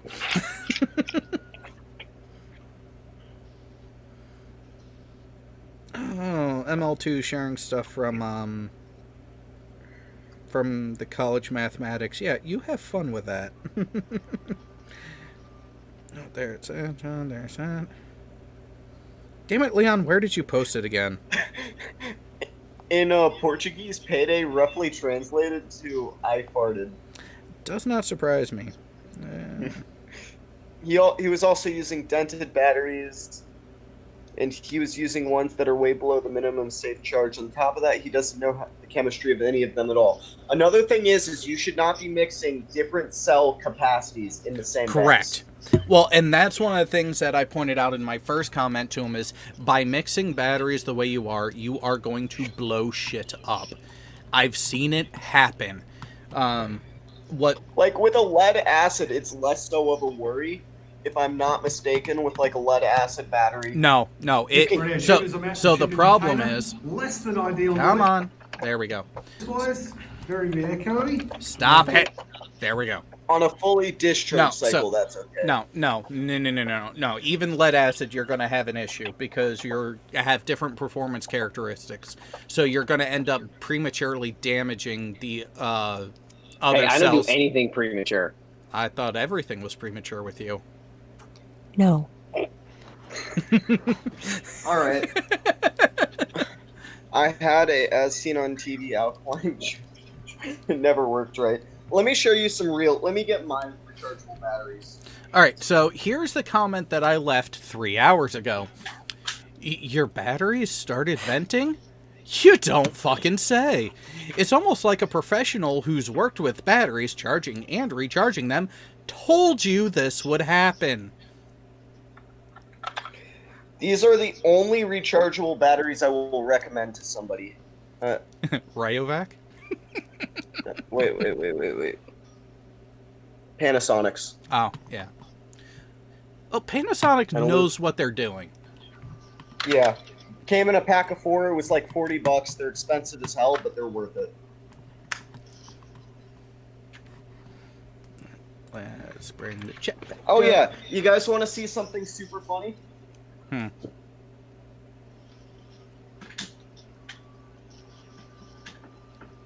No lead up, just. All right, so I got my headset refurbished a couple of months ago because mine broke. Or a month ago, I sent my headset in to the day.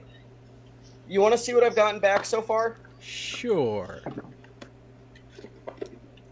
1 box, 2 box.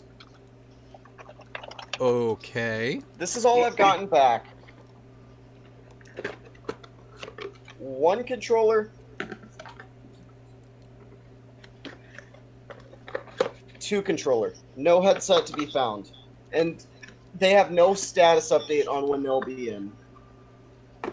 It sounds like typical procurement when all kinds of shit is getting Are you talking down. about Oculus? Yes, sir. Oh yeah, they're sold out to hell. This is a refurbishment, though. I should get priority on a new headset over somebody who's buying one. It's They don't have any. yeah, they don't. One, it's don't have any, and it's a question: are they refurbishing it or are they replacing it? They said I might get a refurbished headset, and at this point, I don't give a fuck if it's refurbished. Okay. I got 2 new controllers. Okay, so you are getting a replacement for yours. So yeah, it's either going to be a new manufacturer or a repair, a refurbish. They need the production line to pump out the quality. And here's the thing. Either way, you're going to be slotted in with the rest of the outstanding orders that they have. It's essentially they'll get to you when they get to you kind of thing because you're already in the pecking order and sorry, you don't have the money to bitch up a storm enough for them to bump you to the head of the line. Listen, I've been constantly bothering their customer support just because I already paid for mine. The people who are on the list to get theirs have not paid for theirs yet. Are you sure about that? They do. The payment does not go through until there's one ready to be shipped to your door. Then they have a shipping and logistic issue then. If they said that's how it works and they've already charged you and you haven't received it, did they charge you the full amount or just the controllers? They didn't charge me anything. It was a refurbishment. Oh, but well, I already paid for my replacement, headset. Oh, I well, already- then again, you're slotted in where you're slotted in when they processed your claim. Puppy alert. Doggo! Oh yeah, I got Has she some. has she been behaving better? She has. Sticker for my truck. I'm going on tangents right now. I'm drunk, clearly. I need to go drunk. You had I'm home. alcohol. How are you drunk? I don't know. He's a He's a child. lightweight nuke. I got that know. for my truck. Oh, wait a minute. Oh, What? federal When you say judge. truck, are you talking about an I'm sorry I have a small penis truck or I need this for things around my house truck? I are need you- this for things around my house? Stock 1995 truck. Okay. Okay. All right. So Two-wheel peel. federal judge denies request from Oregon's Attorney General to stop Portland arrests by U.S. agents. I'm kind of torn on this one. This situation going on there, I am torn because I see both fault on both sides, but also agreement. I agree with both sides on some things. Yeah. I agree with the federal side of it saying, well, if you're not going to allow your police force to, I don't know, police Do the job. Police That's their not what area. it's for, though. You can't use federal agents to enforce. I don't know the legalities of it, but you can't send the FBI, DEA, ATF in to enforce anything in the state where the police should be doing it. Now, if they're protecting federal buildings, if there are violations of federal law, then yes. I don't know if these troops have been doing that. I know that it was that they're protecting the courthouse or protecting federal property. Yes, the federal federal agents have the ability to do that. But there should not ever be federal agents walking down the street to enforce laws that the police should be doing. And this is where we get into that gray area where the reason why the federal agents were sent in is because from mayoral and governor mandate, the police are not enforcing the laws that are there to protect the innocent from violence. Still, you have the separate sovereigns doctrine, and that's what they get the point that they can't be enforcing state laws. Yeah, and that's where I say it's a gray issue, and I see fault on both sides. I see correct things on both sides, because the state and local level are correct by looking at the federal agent saying, fuck you, this isn't your job, you're not supposed to be here. But at the same time, I kind of agree with the federal agents is, well, if you're not going to do your fucking job, someone needs to, because these people are getting hurt. Oh yeah, Jared. That's where it's a gray area with me. Did you see the aftermath of the wreck? Would it be cool if I showed that on the stream? I mean, if you want to show the car and how it was turned into a taco. Okay, I don't know if I showed you the one of the records. So here's the kind of the truth behind the whole matter of why the judge denied it. He stated the judge stated that the state lacked standing to sue on behalf of protesters because the lawsuit was a, quote, highly unusual one with a particular set of rules, end quote. Was that written by Liam Neeson? Ha. But I have a particular set of skills. But it's interesting though to see the state's willing to act on behalf of some citizens, but not other citizens. And that's where I think the whole issue is.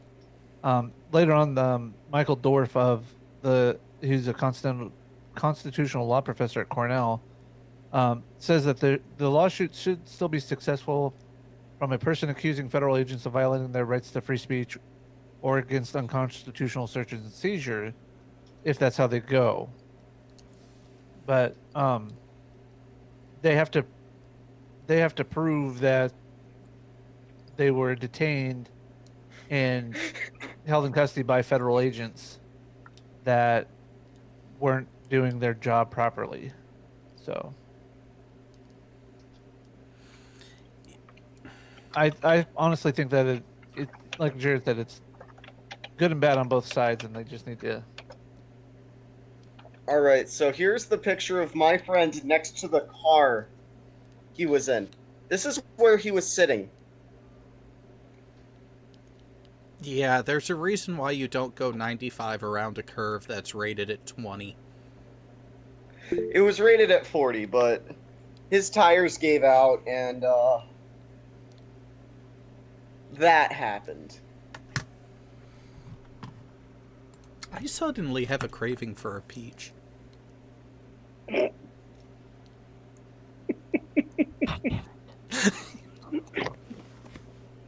Check your DMs. Oh no, it's getting hot here. I had to turn Not the AC anymore. You need a DM too, Echoes.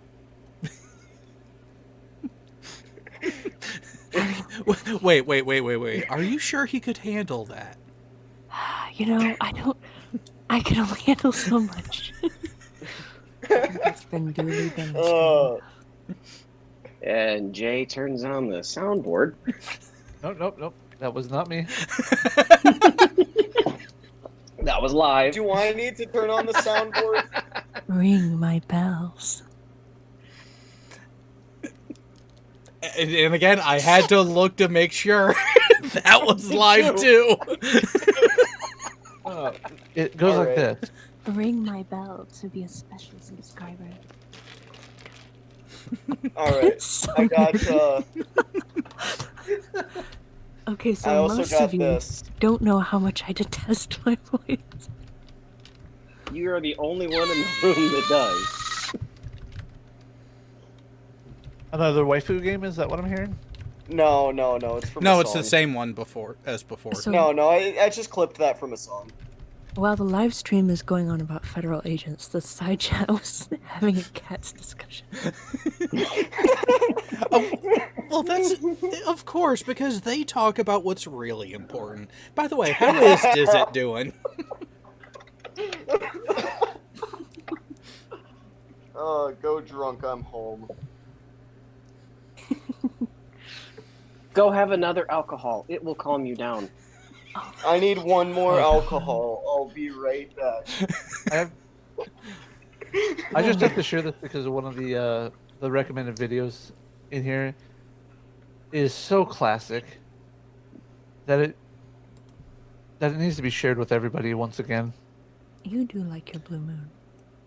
I do. Sam Adams is better. Sam Adams is better. So This is the clip from my reference earlier with the Yes. Cavendish. That all you need. No, is... yeah. You no. referenced it. I made the sounds. You did. Okay. But Which this video right here. Which alcohol should I have? Lyle reacts to the Vodka? Verge's PC build video. Do you remember that a couple years ago? No. The Verge, apparently TechWriter, built a PC, and almost all of the PC builders on YouTube cringed and were just like, "What the F are you doing?" And Kyle took and made a comedy out of it with his cousin Lyle. Oh, wait. We're talking a... His Lyle persona. Hang on. Well, let me see if I can get this right. A Verge tech writer tried to put a PC together and made a video of it. And you know what? It's worse than it sounds, too, if you watch it. Oh, for fuck's sake. Oh. Yeah, the Verge even went so bad as to actually abuse the copyright system. Kyle got striked for it. Shocking. Shocking. A company, a media company, does something that makes themselves look like jackasses. Oh, no. We're not going to correct ourselves. Everyone giving us shit and actually pointing our failure. Fuck you. You can't do that anymore. What did he do that was wrong with the PC build? Yeah. Well, and apparently Kyle also was racist against Asians. Which is hilarious in and of itself. Yeah. Okay. I hate What do you being guys on call. I hate being on call. I hate being on call because I can't fucking drink enough for this level of stupid. Okay, time to get one alcohol. What should it be? Fireball, vodka, or Wild Turkey? Okay, so the line there is, how did they get Steve Urkel to build a computer? I vote Wild Turkey. Have some with me. So, I'll post this in the live chat for everybody. I'm gonna do it out of my Deals Gap stainless steel shot glass. Wait a minute. Oh. It's almost to the point of thermal paste in the CPU socket before pushing the CPU. Oh my fucking god. What? What just happened? Hey, Tasty. I'll see if I can dig up the original too. Yeah. Oh, have you guys seen the? Hang on. NVIDIA bread video? Calm down, kiddo. Tasty, have you ever completely built your own PC to the point of installing the CPU yourself? Yeah, of course. You have the board, the CPU, and the heat sink. Yeah. Where does the thermal paste go? Okay, so do you mean the serious way or the haha funny way? No, like the legit position. Okay, where do you put it? You put a pea-sized dot on the you put the CPU in the socket. You put a pea-sized dot, spread it around the whole CPU, and then you put the heatsink on. Yeah, and the comment in the live chat was that it was almost to the point of putting that thermal paste in the socket before putting the CPU in place. Oh, I see. I think the roasts were so bad they actually took it down too, if I remember correctly. Yeah, they did. Okay. Here you guys go. I got a haha funny video. Chrome tab. NVIDIA bread. You know, you can actually run an NVIDIA card hot enough to actually make grilled cheese on it. You get access to 10 premium quality slices of our GDDR6 bread. Let's take a closer look.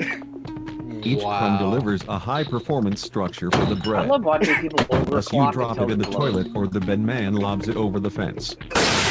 Why not try it with some of our partner brands, such as MSI Butter or EVGA Jam? Spread evenly to get the full flavor. Wait a attach minute. the optional heatsink for improved.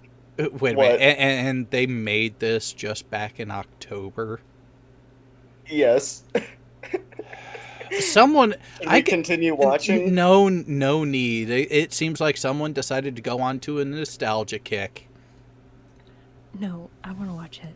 No, finish it. God damn. Finish. No, no, we are not finishing on air tonight. I want you to finish. Sorry it took so long. Stop complaining. Yeah, Jared, sorry, they took it down. I was... Nothing. NVIDIA, the future of bread. I never... There you go, For the Leon. record. That's my response. There you go. Tell them about the ESD wrist strap.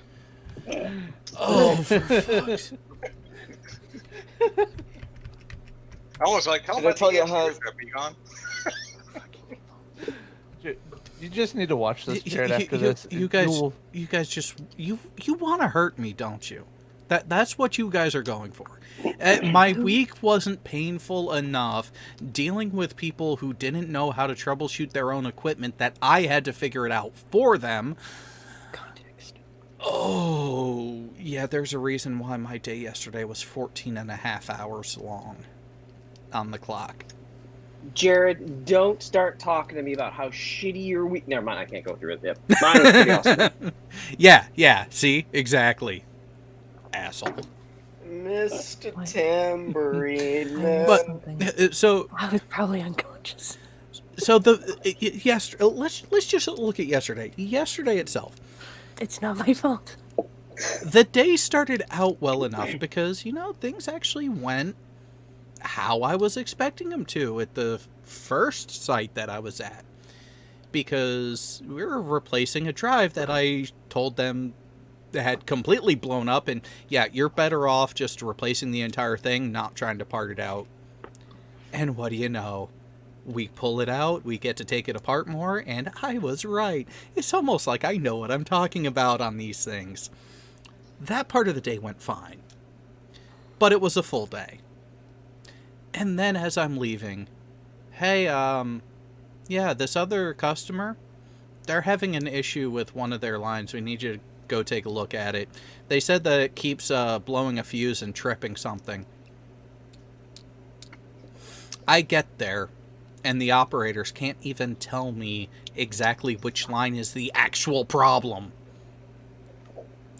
Oh, what do we know? It's fucking both of them! So wait, they didn't even do the basics of troubleshooting? They just picked up the phone and said, hey, your shit's broke, come fix it? They didn't try to turn it off and then back on again? Oh no. On one of the lines they tried that, but here's the thing. By doing that, the problem that they were having is they kept blowing a fuse on that line that was powered by the spark. So when you manufacture a cable and you're doing multiple conductors twisted together, protected and sheeting, at one point in the process, they put it through what's called a spark tester, where they throw high voltage on the outside to make sure the insulation has proper integrity so you don't short out whatever cable it ends up in ultimately. The high voltage wasn't turning on. What I found was had happened was there was an internal failure in the spark tester that was minute enough to cause an issue to cause an overcurrent. on a 2 amp fuse. Oh, I'm watching that. Without the thing dying completely. The kicker, the other line right across the way from it, same type of setup, the spark tester would get power. It would say that it would turn on, but nothing. Completely dead in the water. And I found a control wire that was bare inside and shorted across 3 other ones that all carry your domestic 120 AC. And the electricians couldn't find that when I found the issue in about 15 minutes. Hey Jared, I got a car question for you. My car rides a lot like a motorcycle, so it's basically a motorcycle question. That's not really possible, but okay. It's a rotary motor. They're like motorcycle engines. So my thing is yeah, but the suspension's all wrong. So yeah, okay. So my math was shot to shit. So I replaced that, and my car is still having really long cranks. Do you know what it could be? My best guess is spark. That happens with starter. age. Spark and starter. They have pills for that.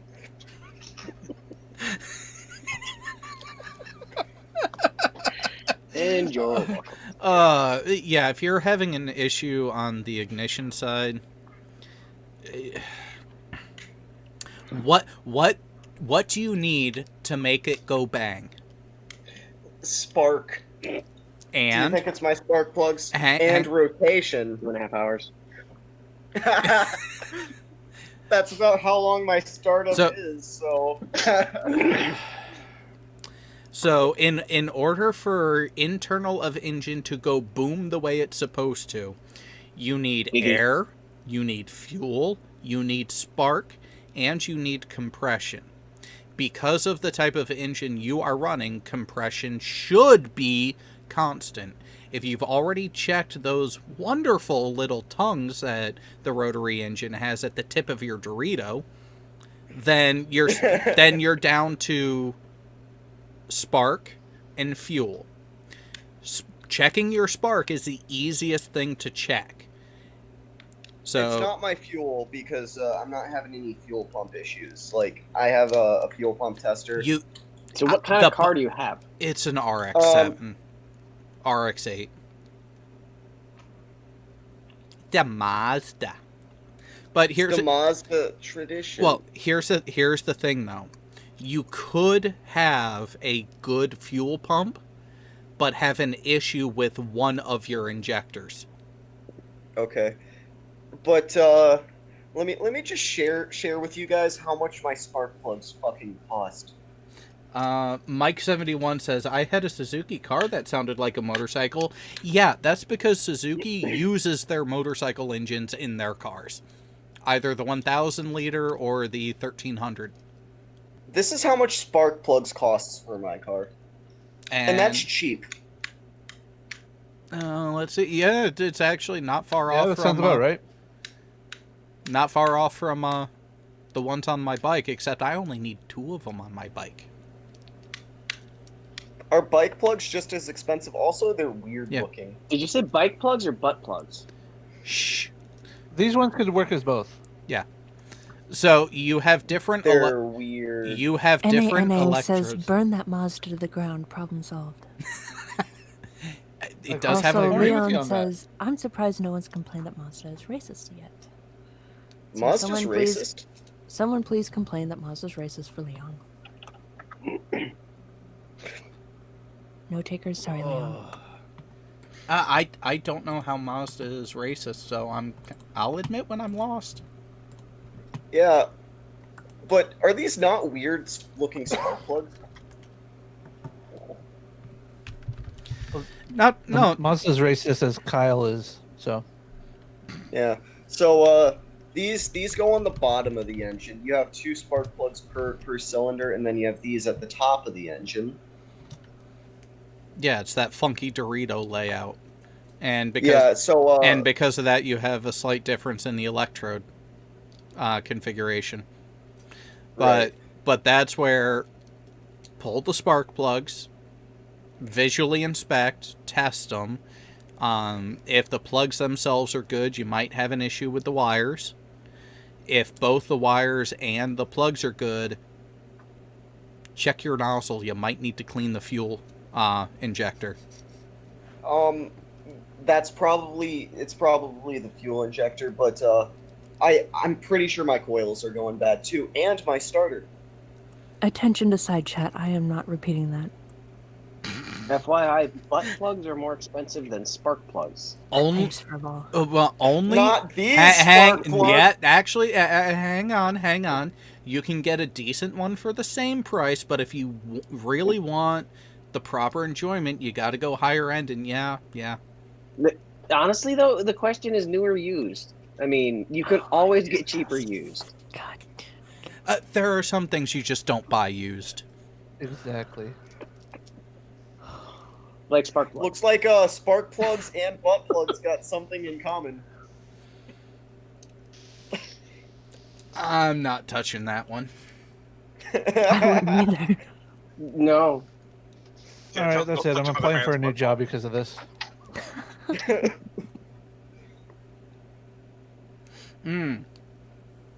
The word is good does have another good point.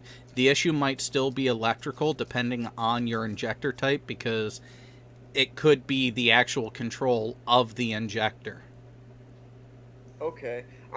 The thing is I'm not having a fuel issue. I'm not stalling out anymore after I replaced my MAF sensor, and my engine runs through the band smoothly. It has some misfires, so that's why I'm thinking it's spark.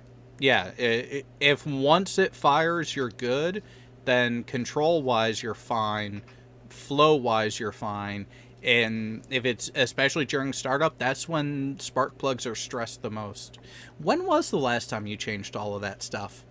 Ever? 40,000 miles ago. Okay, age, time. Because those things... about 2 years. These spark plugs are very finicky, and they only last about 30,000 miles. So okay, there you go. Sure. There you go. So you're 10,000 miles over. Yeah. Yeah. The plugs are probably fouled to shit. I'll send a picture in the VTW chat whenever I pull one tomorrow.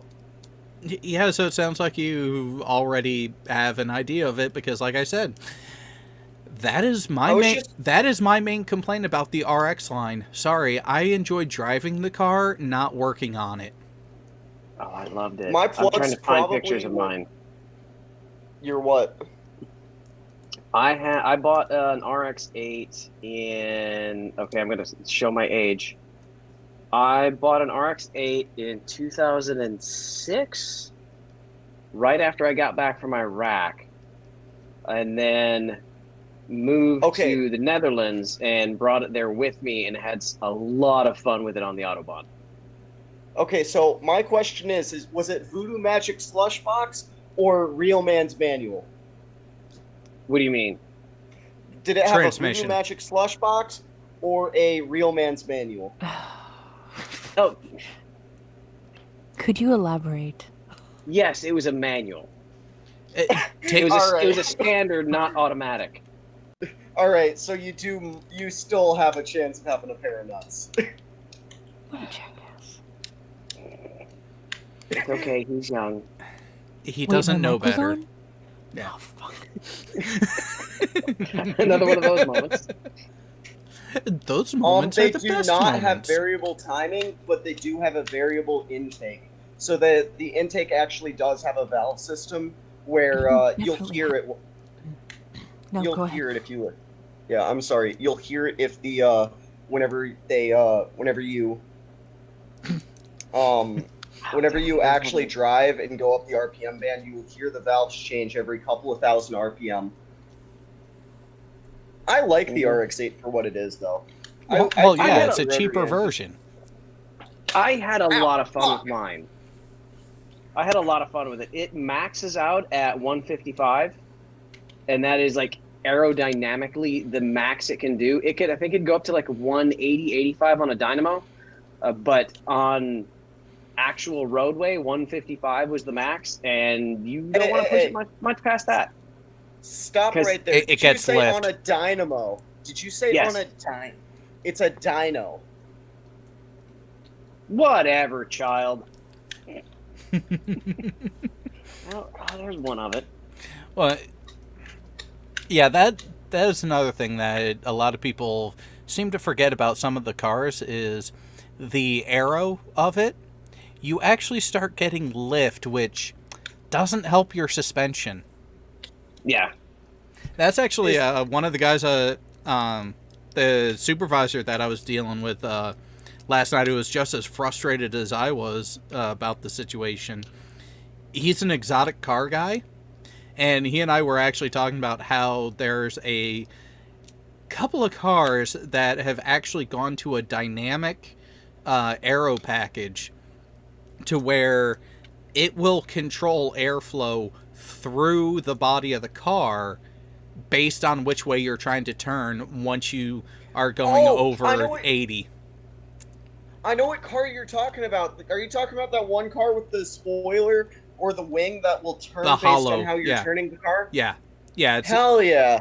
So what happens, so for those who don't understand the physics of it and why I was giving Tasty shit about him trying to compare his car to a bike, when you're riding a motorcycle at speed, when you take a turn to the left, guess what happens to your body and the main mass of the bike?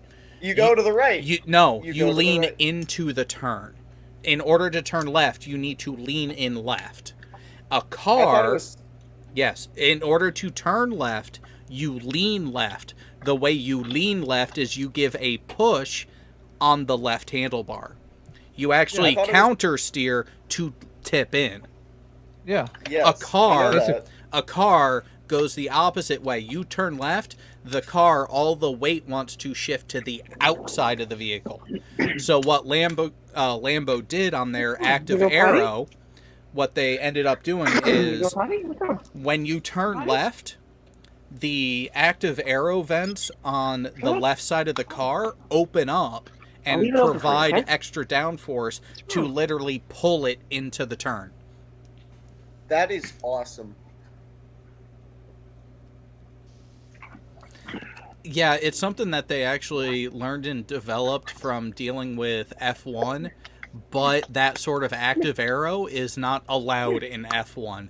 But they realized, hey, if we want to do better at turning these directions, we need to have that offset downforce that will actually help the turning performance.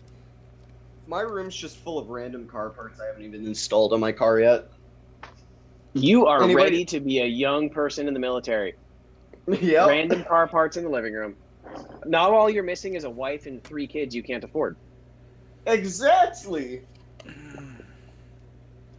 Don't sound too excited about that. For example, I've got this random ass low temperature thermostat I've been meaning to put in my car for the last 6 months, but I haven't managed to find the time to. No. It hasn't been a high enough priority for you to make the time. Exactly. Because, that's something else that came up this week that's been rather interesting. I have to say, Bill Shatner, he is quite the frickin' troll. And I kind of love him, but also am annoyed by him at the same time. Wait, what did he do? So Shatner and Red Letter Media apparently have had a tiff through Twitter. Oh. Why am I just now hearing about this? Springy. But yeah, so the really funny bit of it is that Red Letter Media only tweeted like 2 or 3 things to Shatner. It was their fans who were egging Shatner on, and it was a running question of, is Shatner an idiot, or is he trolling them? Because at one point he was open to the idea of joining them on their show, and then he went and took a look, and it's like, I don't do podcasts. Does anyone know what Mike Tyson hosts right now? Some would say that Mike Tyson hosts a podcast on YouTube. Guess who was a guest on Mike Tyson's podcast?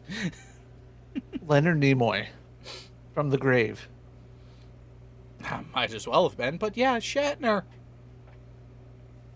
And Probably would have been more entertaining. Yeah, Red Letter Media has a video out where they go over this and explain it, and apparently either Shatner is a masterful troll on Twitter, or he doesn't get what self-deprecating humor is.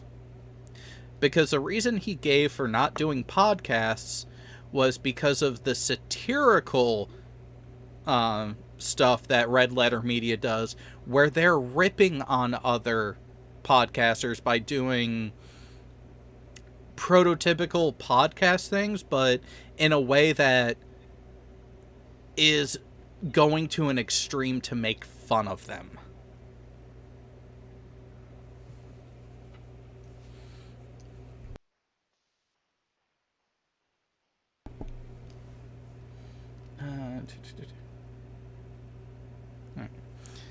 Okay, what are you trying to look up now? Oh, I'm reading a job application questionnaire here for a GS5 A grade. I forgot I left my webcam on. Is it worth it though? Well, that plus Tasty is showing his. He's showing his own fat material, because let's be honest, if you say you enjoy working on your car more than you enjoy driving it, yeah, this kind of website, this is your porn site. It's just acceptable because people don't realize what it's actually used for. You know how to solve this problem? Women.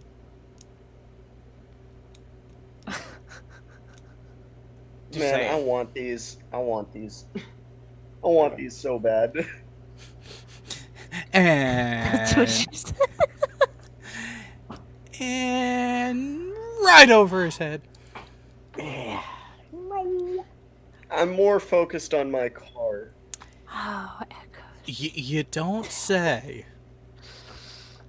Guys, I'm sorry. I have a new goal. What? Nothing. Oh, this could be interesting. Nothing at all. I've been called a demon, though. Recently, as a matter of fact. But was I it didn't call you a demon, I called you devil. Tomato, tomato. After 2.5 hours.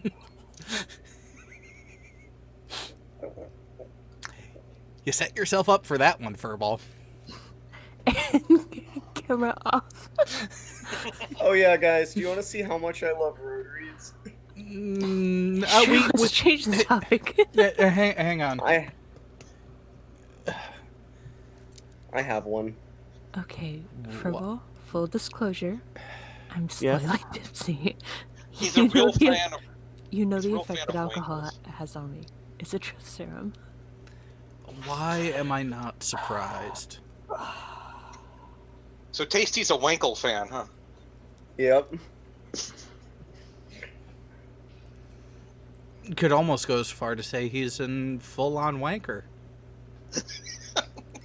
No, you. God, I'm not going to admit this, but I actually have a model downstairs of a Wankel engine that I haven't put together yet. It's a 3D one or it's a see-through one that you can like crank and see the parts move. See, those are put it interesting. Together. It'll take 5 minutes and put that together. There's 3 moving parts, bro. I've had it for 15 years, which is 15 longer than you've been alive.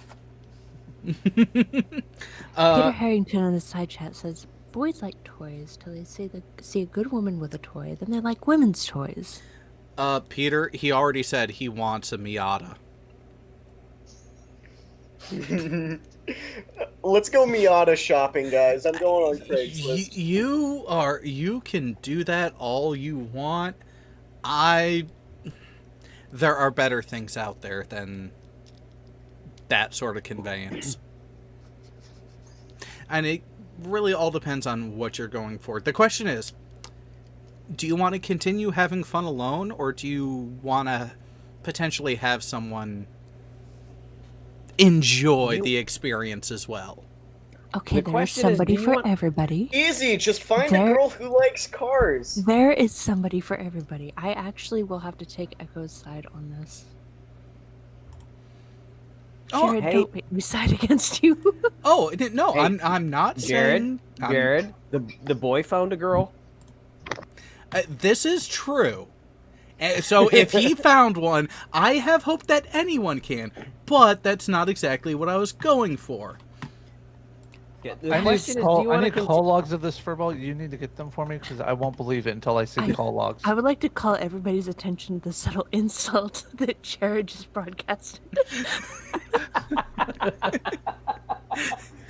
Hang on. Not everyone's going to pick up on that. That is the beauty of what... And that is why I spoke up. That way everybody's attention can be brought to that.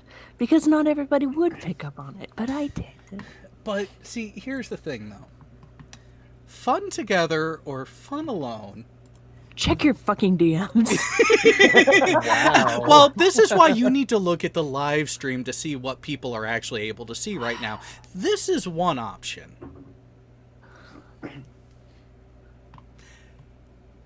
Checking your DMs is another. Don't make me cut you. No. No bladed weapons. I've been told no. But straps, Mommy says impact. no. Oh, I need to put away my batleth. How about blunt force trauma objects? That's better. That's a bit better. Guys, I'm the queen of blunt force trauma.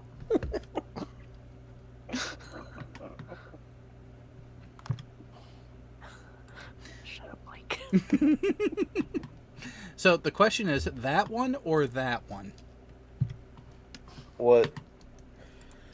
Well, she wanted to mention DM, so there's this one that's on the screen now. Or this one. I don't see the screen. No, I do. I don't know. I mean, each of them have their pros and cons. I kind of like the first one. The first one would be a bit more comfortable. Yeah, it just seems... I like lighter weight. They're both about the same. I feel like you guys are talking about something that should be on a different platform. Shut up, Furball. That wasn't Furball. Biting my tongue. Right. Yeah. One that starts with And a P yours. and ends with a B. What? No. That's a nibble, not a bite. I'm so confused right now. Okay. No, I like them. Honestly, I like them both, but I kind of like the first one. Okay, so... Plus, it has more clearance. I mean, you can...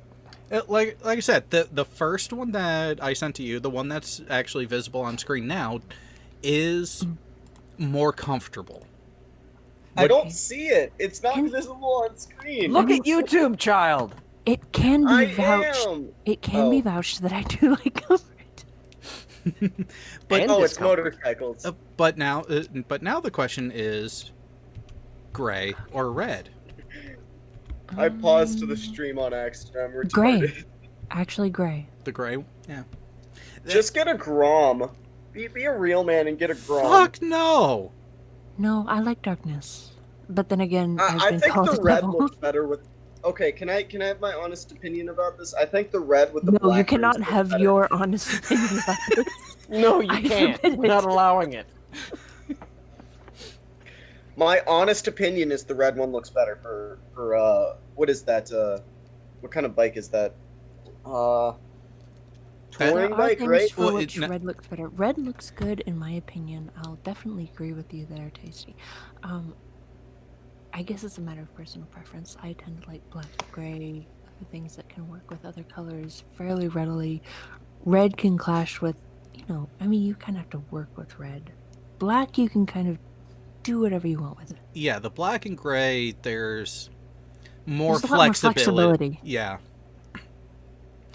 But so the one that's on screen right now, this is the Multistrada 1260S. It is classified as an ADV, an adventure bike. Its suspension is suitable for on-road or off-road. It does come stock with an 80% bias tire for road as opposed to off-road. Tomato thing. But what I was comparing that to was the Diavel. You should get a dual sport. That's what an ADV bike is. I like the option of being able to go off-road. That's what a dual sport is. It's a street legal dirt bike. Yeah, and that's the category that the Multistrada falls under. I would love to get another bike, but I don't know if my back could handle it. The neutral seating position on this one. Or this one. But the Diavel is probably better for your vertical issues. That's what she said. No, she didn't. You can ask.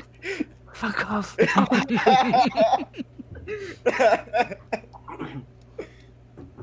Choke on it for a while. I did. But no, so the seat height of the Diavel is around 30 inches. On the Multistrada, it's up to 35. Just a little bit taller. Hey, I'm so short, I gotta put a Grom on lowering springs. You know what? The question that was in the internal chat earlier, yeah, I'm thinking definitely yeah. Question? I don't think you need to worry about it right now. But I will say the comparison is rather apt. But, Tasty, to give you an idea, let me go ahead and open up this. No, it's not in there. Let's go here. Go here. And... Depends on your skill with your fingers. Some fingers are better than others. That's true. What she said. Yep. Literally. So, we are back. Yes, connection is slow and fucking... Calm down, kiddo. Because I'm trying to get this out so the people can know what happened, because the ISP decided to crash, and yeah, I'm about to go rip shit on them. So right now we're connected through the tethering of my work phone. So yeah, buffering. Are we live or no? We are live at the moment. But we are saying goodbye because, well, one, it is 11:30. Two, I was supposed to have stuff to finish up for the show tomorrow, but I have other shit to take care of now. Fan-fucking-tastic. I won't be there tomorrow. Yeah, there might not be a show tomorrow at this point. Well, Jay brought up an option for the next show, if it's at a later time when he can be there, and I masochistically kind of accept it. Let's just watch my video and not what you're thinking, Karis. Wait. You mean he didn't tell you I already had it queued up for this episode? Oh, fuck. I mean, you gotta do it when I'm there. You gotta do it when I'm there. You initially, when it was scheduled, you were going to be there. I mean, the next episode of Kanawar Tamar is titled The Good, the Bad, the Heresy. I'd be in the bad. And the heresy, probably. But yes, it's going to be an overall general talk of the state of sci-fi, amongst other things. And yes, we might have a little bit of a show. And Furball, I really hope you're there for it when we actually are able to do it, because we have someone who is interested in joining, so long as he is not literally tied up at the time we go live. Now, Furball, how would you feel if a particular sensual voice of the internet was there live on the panel to see this video of yours, particularly Undoomed? Who's that? Well, I mean, the sensual voice on the internet Heresy. that I care about has already seen it. So why not let the rest of the internet see it? I love how that is your one video. with Because there zero is a lot dislikes. I've seen. What are you talking about? Furball. I love how that is your one video with 0 dislikes and 52 thumbs up. He paid me $3 to make sure I gave it a thumbs up. All right. Yeah, I'm not below that. All right, but so with that, yes, people, I have been in loose contact with Undoomed. The invitation. Am I supposed to be somewhere? Am I being summoned? No. The actual YouTuber, Undoomed. Okay. I let him know what the topic was coming up for the next episode of Kanar with Damar, and that he is invited. It will depend on his availability, which I won't know until about an hour to half hour before going live. But now with the ISP issues, keep up with the Discord server. Updates will be posted there as I have them for you. So with that, anyone else have some parting words before we call it a night?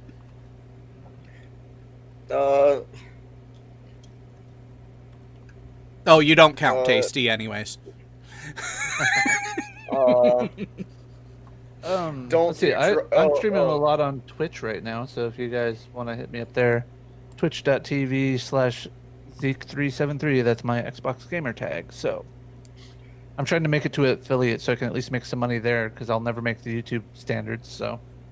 Well, yeah, we're not So I can politically ridiculous and backwards enough. That is kind of the whole thing of anything you want to say and let the people know. Okay, I'm gonna shamelessly plug my Twitch also that I never use. Twitch.tv/Tasty Echoes. I stream Beat Saber like once a month, but I haven't in the past couple of months because my fucking headset's been broken. But yeah. Any plans with those handcuffs coming up for a ball you want to let anyone know about?